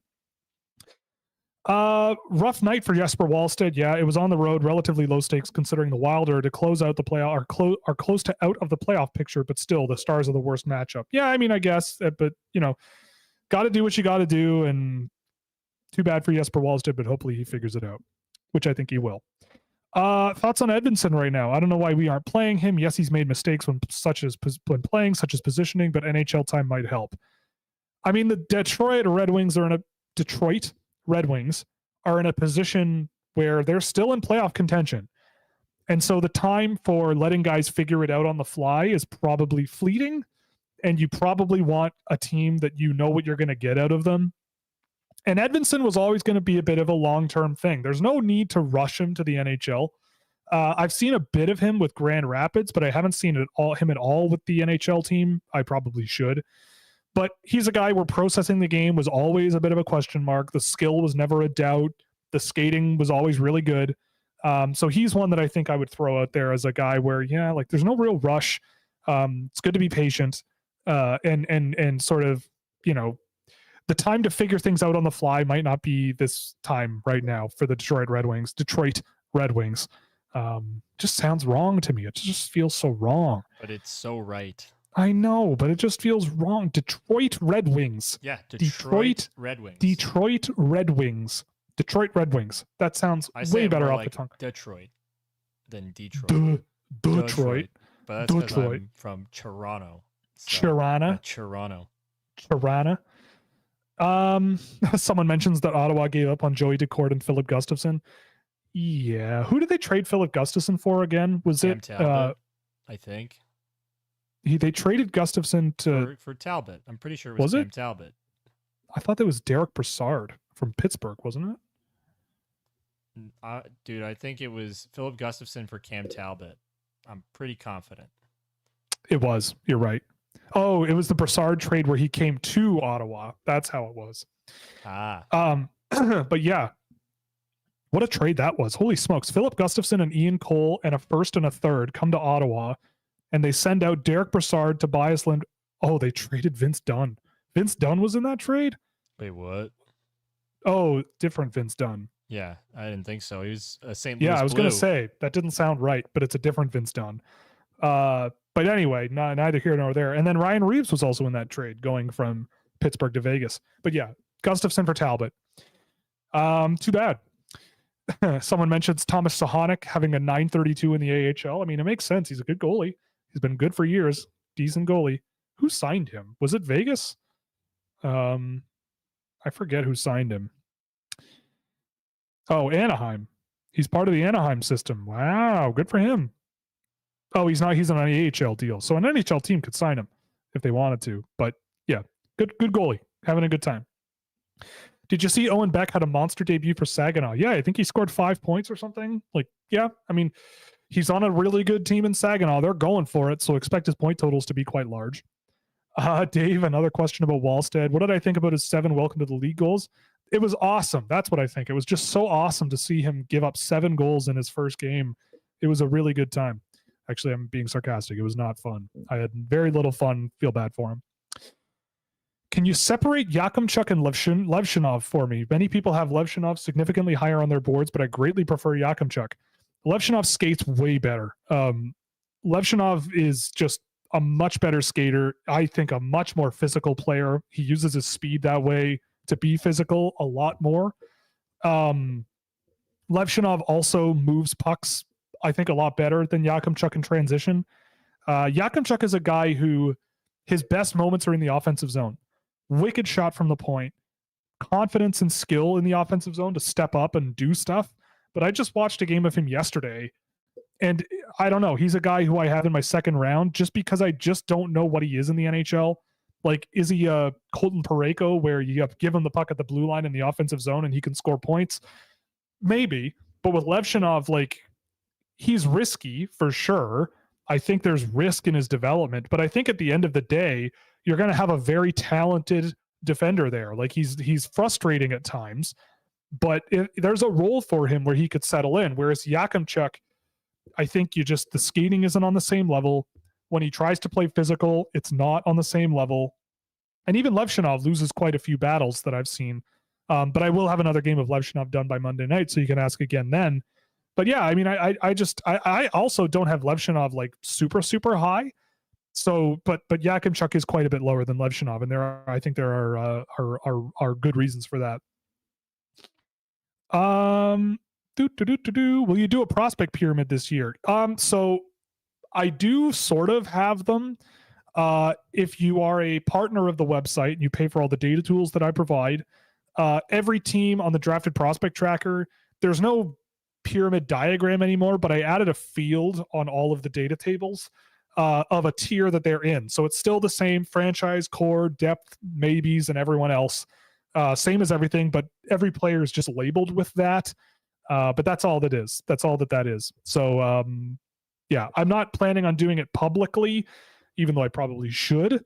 Probably the off season next year I will, just because I didn't get the chance to put one together this year. And again, we're going to be doing draft recaps as well after next year's draft, so that probably will be a part of that. Dave, what's going on? Pucks and pitchforks need to stop it about Peterson from Vancouver. They're not going to trade him. I mean, yeah, okay. I didn't know they were suggesting that, but that's frankly ridiculous. That's just not going to happen.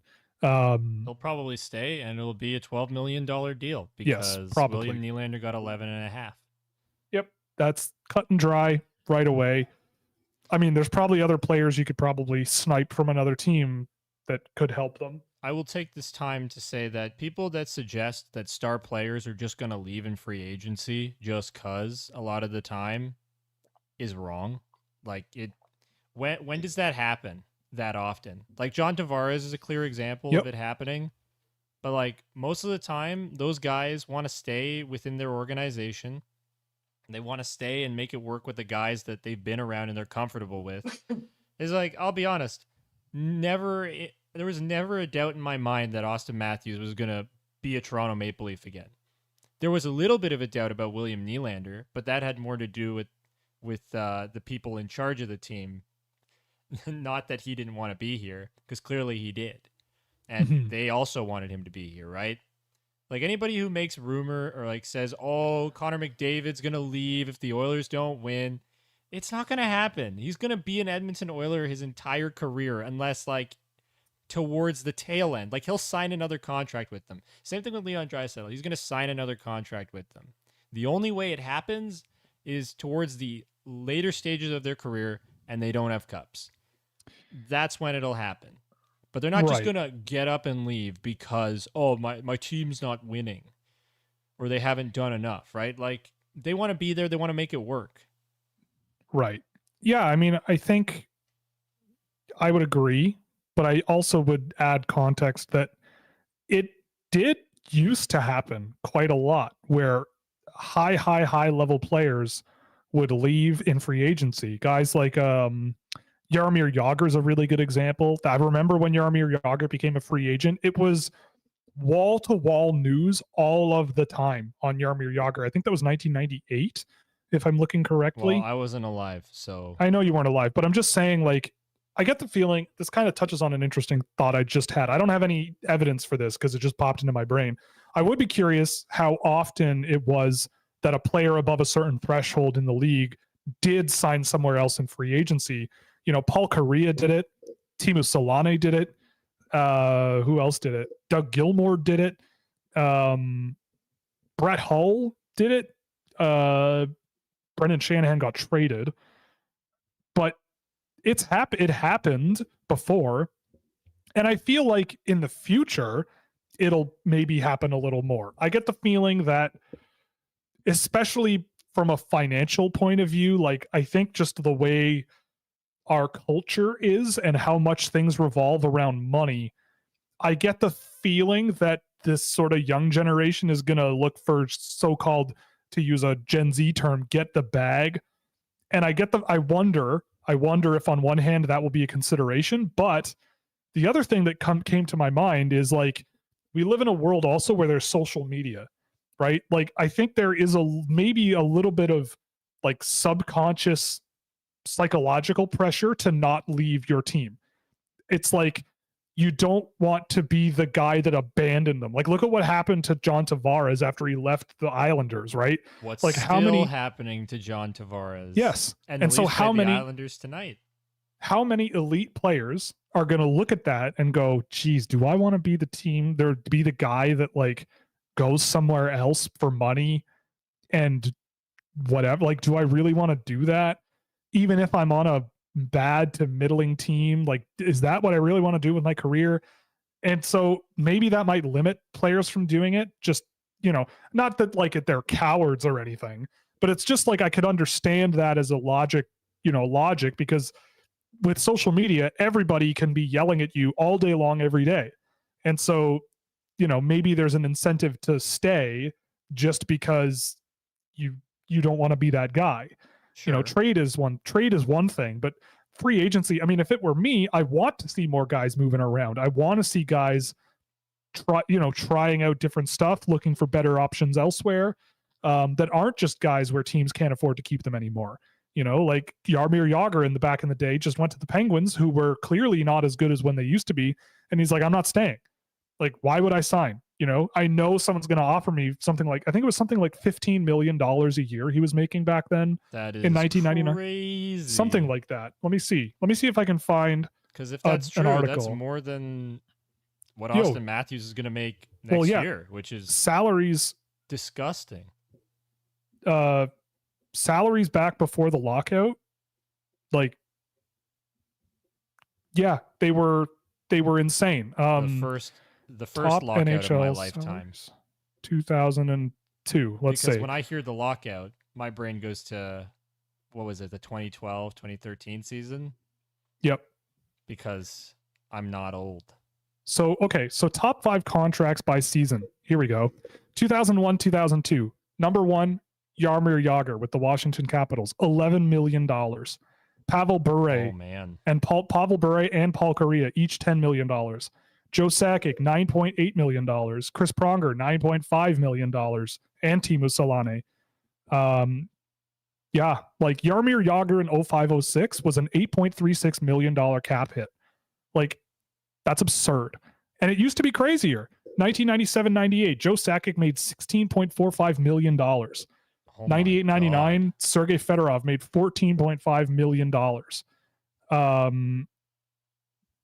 And even just, I don't know what happened after that 95 lockout, but in 95-96, Wayne Gretzky was the highest paid player at $6.5 million. So you had a player in the NHL 2 seasons after that making almost three times what Wayne Gretzky was making, which is insane. I mean, I feel like Wayne Gretzky would be just kicking himself for that, because how much money would he have made if he was signing a contract in 1996 instead of 1994? But that's neither here nor there. But that's kind of what we're talking about, is just how crazy it used to be. I swear. Well, the lowest whole he had a contract with the Oilers that he signed that went until he retired. Oh yeah, you might be right. He did sign as a free agent though with the Rangers, and after being traded to the Blues, which is crazy. He was a Blue. NHL minimum salaries. I think at the time minimum salaries were really, really low, so they could kind of afford to pay teams. But there's also a reason why the NHL went into a lockout, and these player salaries getting this out of control at the time was certainly a big driver behind that. And now things have completely changed.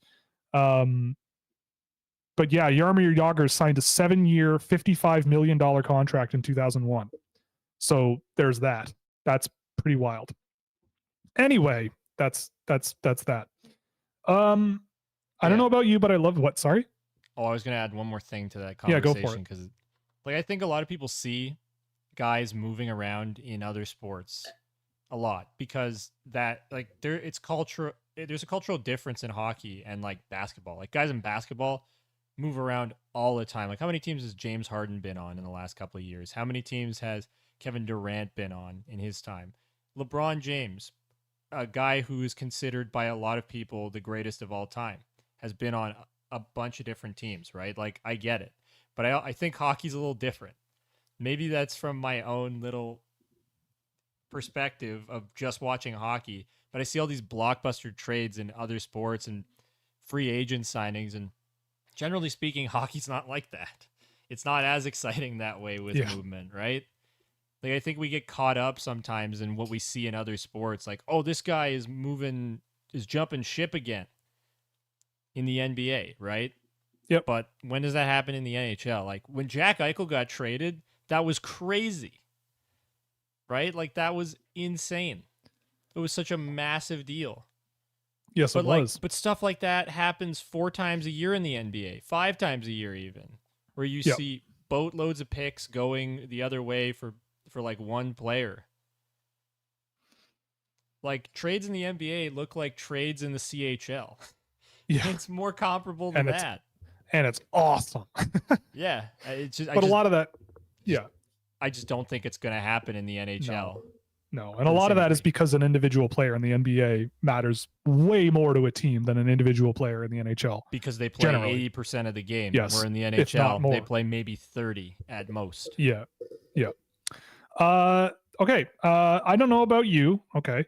But I love the PWHL and I really want it to work because I want to bring my daughter to a hockey game one day. Sadly, I think they made a mistake with the sweaters and logos. Man, give it like 3 years. Like it's their first year. They weren't even supposed to be playing this year from what I was hearing on the broadcast, but they wanted to get it going as soon as they could, which is why their season is shortened. I honestly, also watching the games, I don't notice the sweaters at all. I don't care. I think Minnesota looks real sharp.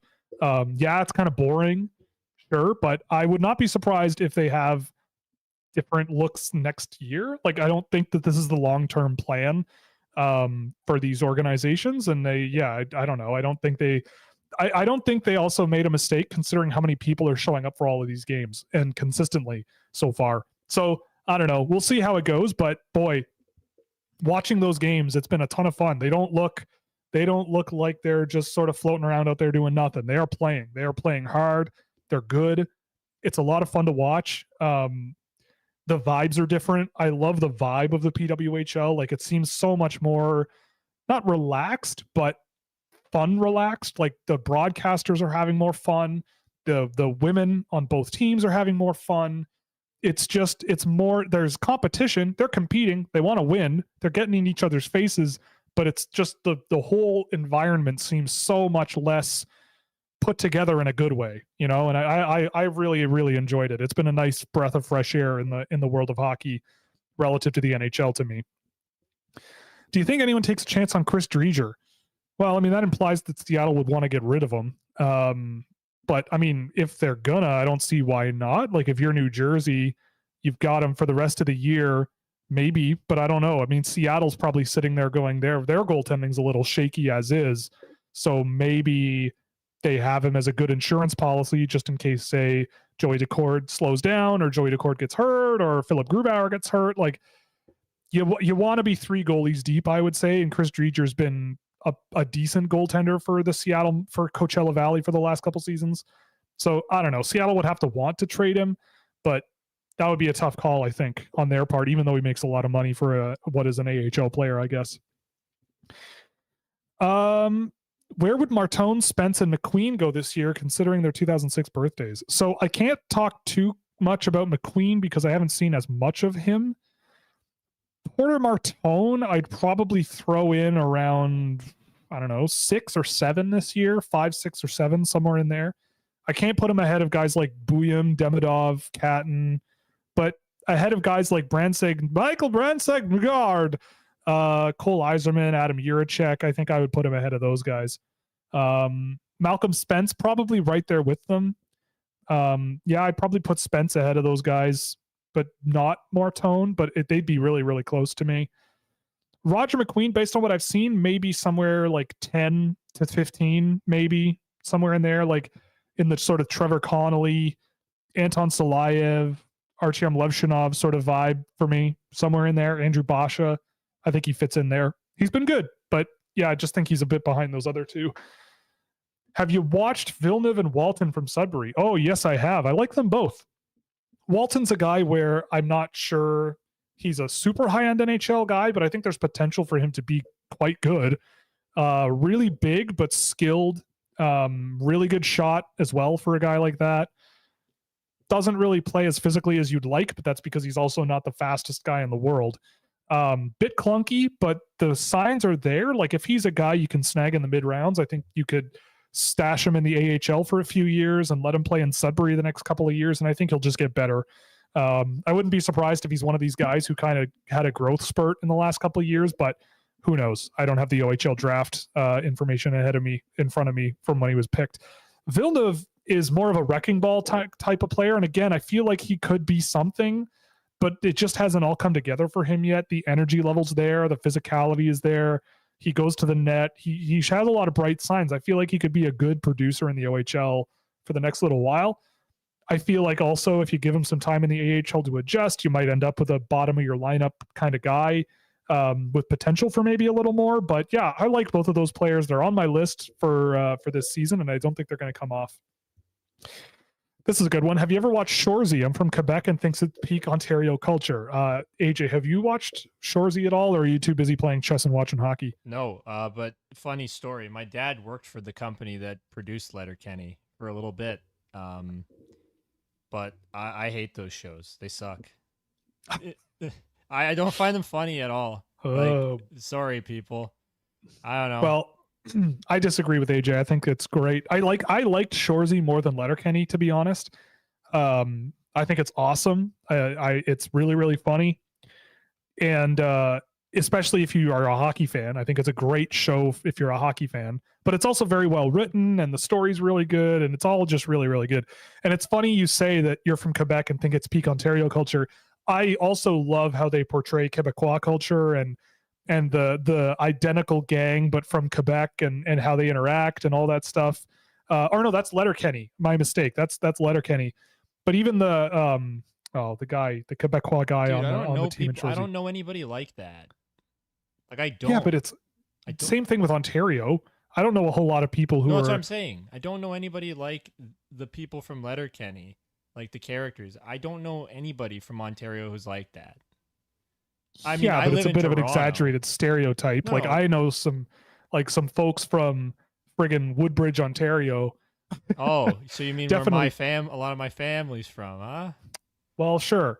But, if you go out into the countryside, with hockey, especially like hockey players out in the countryside, boy howdy, there's a culture out there. But yeah, like the dudes at the Home Hardware in Calabogie, Ontario, those are the kinds of guys that I think Letterkenny's kind of getting at, because there are certainly a bunch of characters. But yeah, I don't know. I mean, it's a bit stereotypical for sure.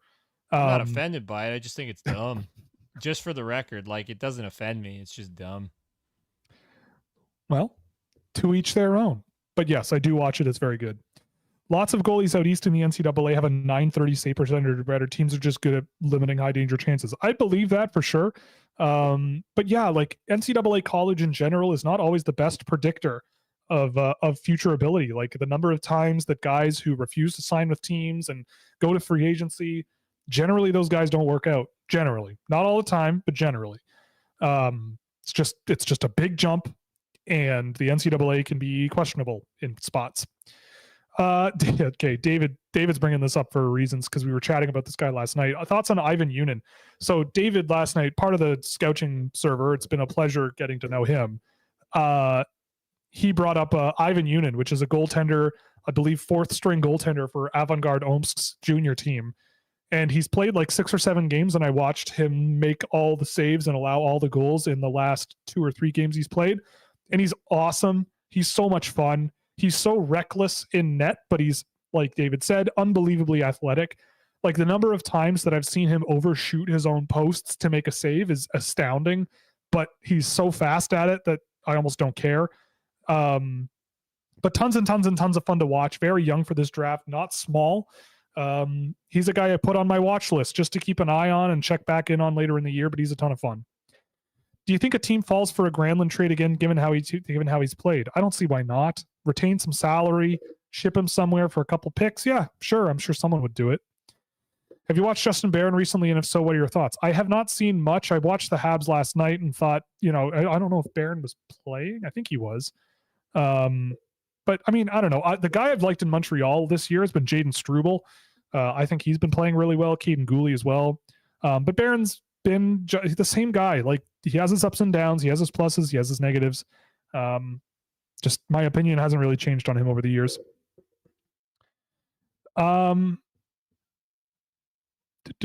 Any thoughts on Levshinov? I mean, it kind of went over him earlier. I'm a big fan. I'm not a big fan, but like I'm growing to sort of appreciate him a little bit more. But he's still a real work in progress and still terrifies me if you're drafting him super, super high. How do you think Demidov would translate to the KHL with regular shifts? Does his brain allow him to adapt as quickly as Michkov and Artemanov?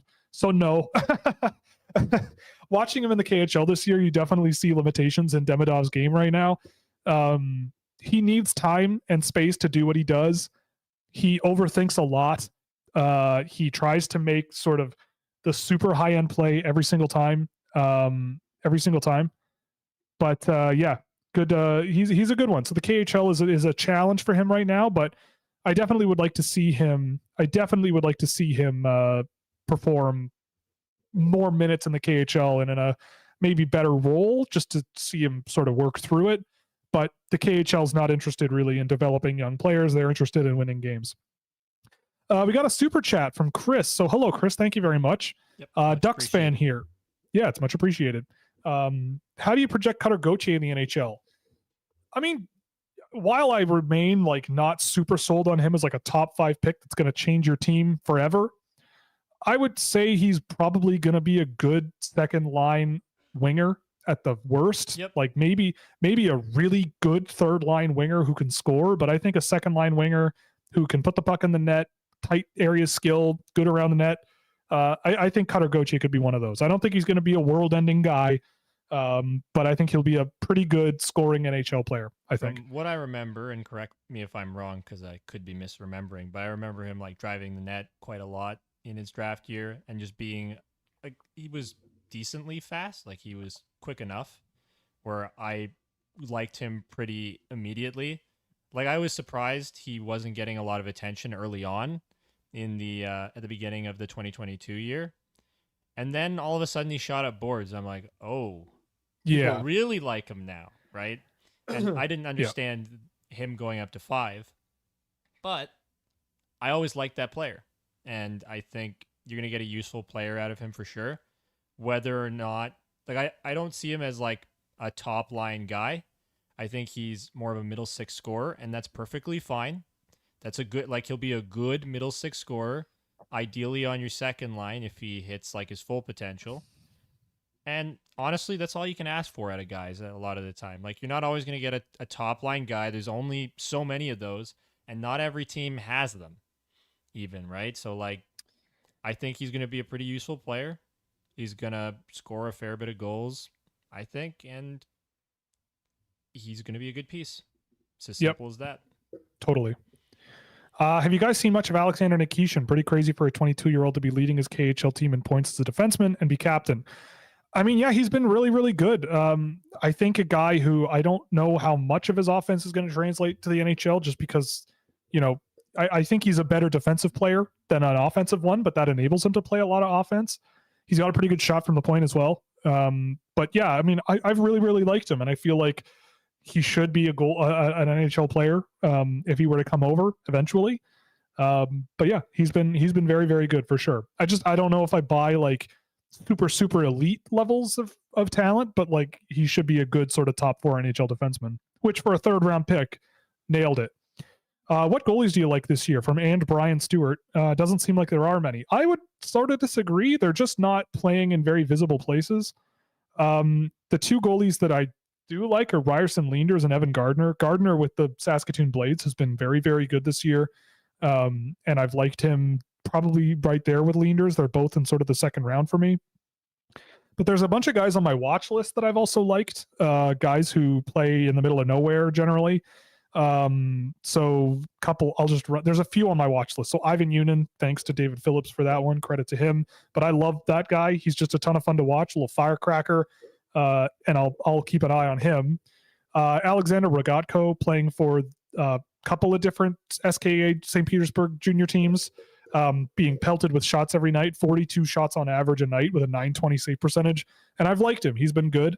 Mikas Vekvans, I'm assuming, in Latvian. He's a guy playing in Latvia who I also saw a couple of games of and liked, just to keep an eye on him, put him on the list. And again, I like Martin Neckar. I think it's Neckar. Netzcash. I think if I'm reminded of how they used to pronounce his dad's name on TV, I think he had a dad in the NHL. Let me double check that. I think his dad was like an old Ottawa senator. Yeah, František Net. I think they used to pronounce his name Netzcash on TV. Oh, this wasn't the guy I was thinking of, but it's the same last name and they're both Czech. But he's a French-Swiss goalie who is playing in Switzerland. I think he's been injured since October, but really liked him last year and kept him on the list to see what happens. And he hasn't played since October. We got to bang through these because we're already running over time. How many 07s will Sweden have to bring up to the U18s to give that roster some punch? Probably quite a few. I would say like 4 or 5 guys like Frondell. Who else comes to mind? Eklund is an 06, but he'll probably be there. There's going to be a few 07s, I think, for Sweden. Andre Tourigny reminds me very much of Barry Trotz. Physically, I would say too, yeah, but yes, I see where you're coming from with that. How good is Carter Yakimchuk? His highlight reel plays are very impressive. We kind of went over him earlier. I don't really know an NHL comparison for him. He's a big guy who certainly has those highlight reel plays, but watching him minute after minute, you definitely see some weaknesses in his game. It's just going to be a matter of how far he can develop. If you think you can really develop a lot of the parts of his game quite a bit, then he could be a really good pick. But I think he's got a ways to go. But he does have those highlights, and they're pretty nice. Berkeley Catton, top 3, 5, or 10. He's in my top 3 right now. I love Berkeley Catton. He's sick. What do you think is the reason why Andrew Crystal went so low? He's divisive among scouts because of his skating and his weight. Well, you just said it. Exactly. Like, that's literally it. That's it, right? Like, if you can't skate, you can't play in the NHL, or at least you won't play well. Unless you're going to go out there and hit everything. That's the only way you're going to do it. But he's not big, and he does not throw the body. So there's not, it's pretty obvious why he's not going high. Yep. Breaking Philip Cedarquist to Montreal for future considerations. Oh my God. Cool. Great. What anyway. dinner is he going to have to pick up? That's what that ends up being a lot of the times. Yep. Who are the top 3 defensemen on your board, and can you re-rank them in terms of size and physicality? Oh boy. Top 3 right now is Buyam, Jiricek, and Levshinov. If I were to reorder all the defensemen for size and physicality, I'd say Levshinov is in there. Let's see. There was someone I saw Charlie Ellick, I would say, is pretty big and physical. And I mean, Anton Salayev certainly tries. So maybe Salayev in there. He's huge, skates really, really well, and tries to play really physical.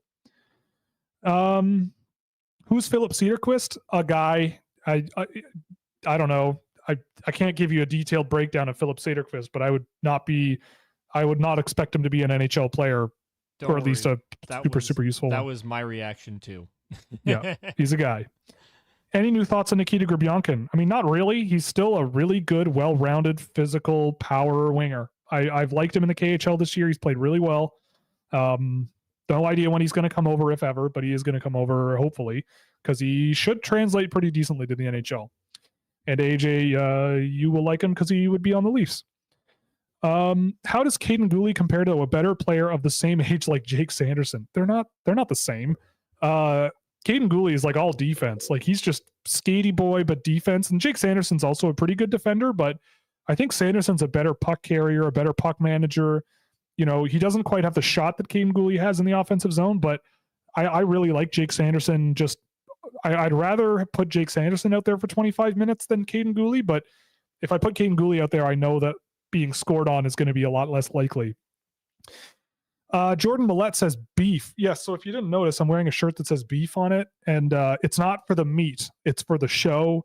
Secret Base on YouTube, if you follow them. They're a great channel that does a lot of episodes, and Beef History is one of them, about famous public beef between athletes and coaches and sports people, because that's always a fun topic. I watch every single one of them because they're so good. Dorktown, excellent. They're all really good. Joshua. Okay, of course we're ending with a Joshua Waugh question. Any comparison in the NHL? What are your favorite things about Joshua Waugh? Man, I still do not think that his game is going to translate super well to the NHL. He has been since after he was insanely hot to start the season, like just insanely hot. Yeah, he's under a point a game now. He did have 3 points the other night, but he is not keeping up. He started the season with 7, 8, 9, 10. He had 12 of his 30 points this year in the first 6 games of the year. So, that leaves him at 18 points in the last 26 games, 27 games. Like, that seems more what I expect out of him as an AHL player, like a half a point a game. Like, with him, it's like the thing that I like about Joshua Waugh, he's got skill. Like, he can make a quick skill move and create sort of he can change the angle on goaltenders, that changing the shooting angle thing everybody talks about. He does that pretty well, but he shoots from everywhere. He's not the sort of quickest guy. And again, like, he was the guy that was finishing plays for Connor Bedard at the World Juniors last year. Like, as a finisher, there's something there, but I still worry about his actual NHL potential. I still do not know, but if I'm wrong, then it wouldn't be the first time, and shame on me. Last question of the day, and then I got to get out of here. About beef, what is your favorite type of steak cooking? Well, I mean, I don't eat a ton of steak. I don't actually eat a lot of red meat. We made a beef stew over the weekend. We've been eating it, and it made me awfully gassy. We'll say that. But what is your favorite type of steak cooking? I mean, my steak has to be medium rare. Yes. I can't do it any other way. I was a well-done guy for a long time, and I realized I was so dumb. Yeah, no, that's wrong. It is wrong. Or like rare. I had rare once. I wanted to try it. It was weird. It was like I was eating applesauce. Oh. No, I mean, not literally, but it was just so soft and weird. It just didn't taste right. Well, I'm imagining the texture of applesauce, but being meat, and that's what. Yeah, it was weird. Not that applesauce is bad, because it's not. But maybe like eating like a pencil eraser. I don't know. Oh. But I don't know. I'm the first thing that comes to mind. In terms of like types of steak, I'm not such a beef guy that I really can super tell the difference between different cuts of beef, because I prefer veal, even though that's horrible. But AJ likes awesome. Killing babies. AJ likes unaliving babies. What do you know? Hey man, I'm Italian. Veal cutlets are amazing. Okay, that's true. Not gonna lie, you're right. How can I not like veal? It's in your blood. Exactly.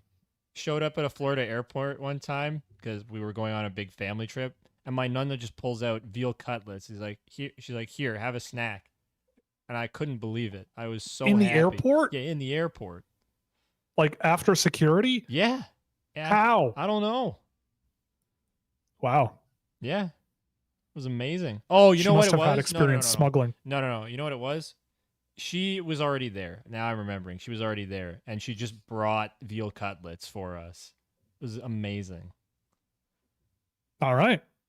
Go Nonna. But she made them. That's crazy. I know. Anyway, that'll be it for today. Thank you very much for joining us. We're ending at 4:20, so there you go, AJ. Some fun little notes. I don't know. Oh, cool. Yeah, I don't know. Anyway, that's going to be it for today. Thank you so much for coming. Thank you so much for all your questions. It was a ton of fun. Once again, we're brought to you by Fanatics, so you can use our affiliate link in the description or scan the QR code below to provide a small kickback to the show on anything you buy. Hello, Mikhail Holm. Goodbye, Mikhail Holm. Poor Mikhail. Yeah, hello. We also do this show at 2 p.m. for the Europeans, so wake up. We also are sponsored by Puck Preps for all your NCAA prospect and CHL prospect needs. We have lots of great writers and features over there.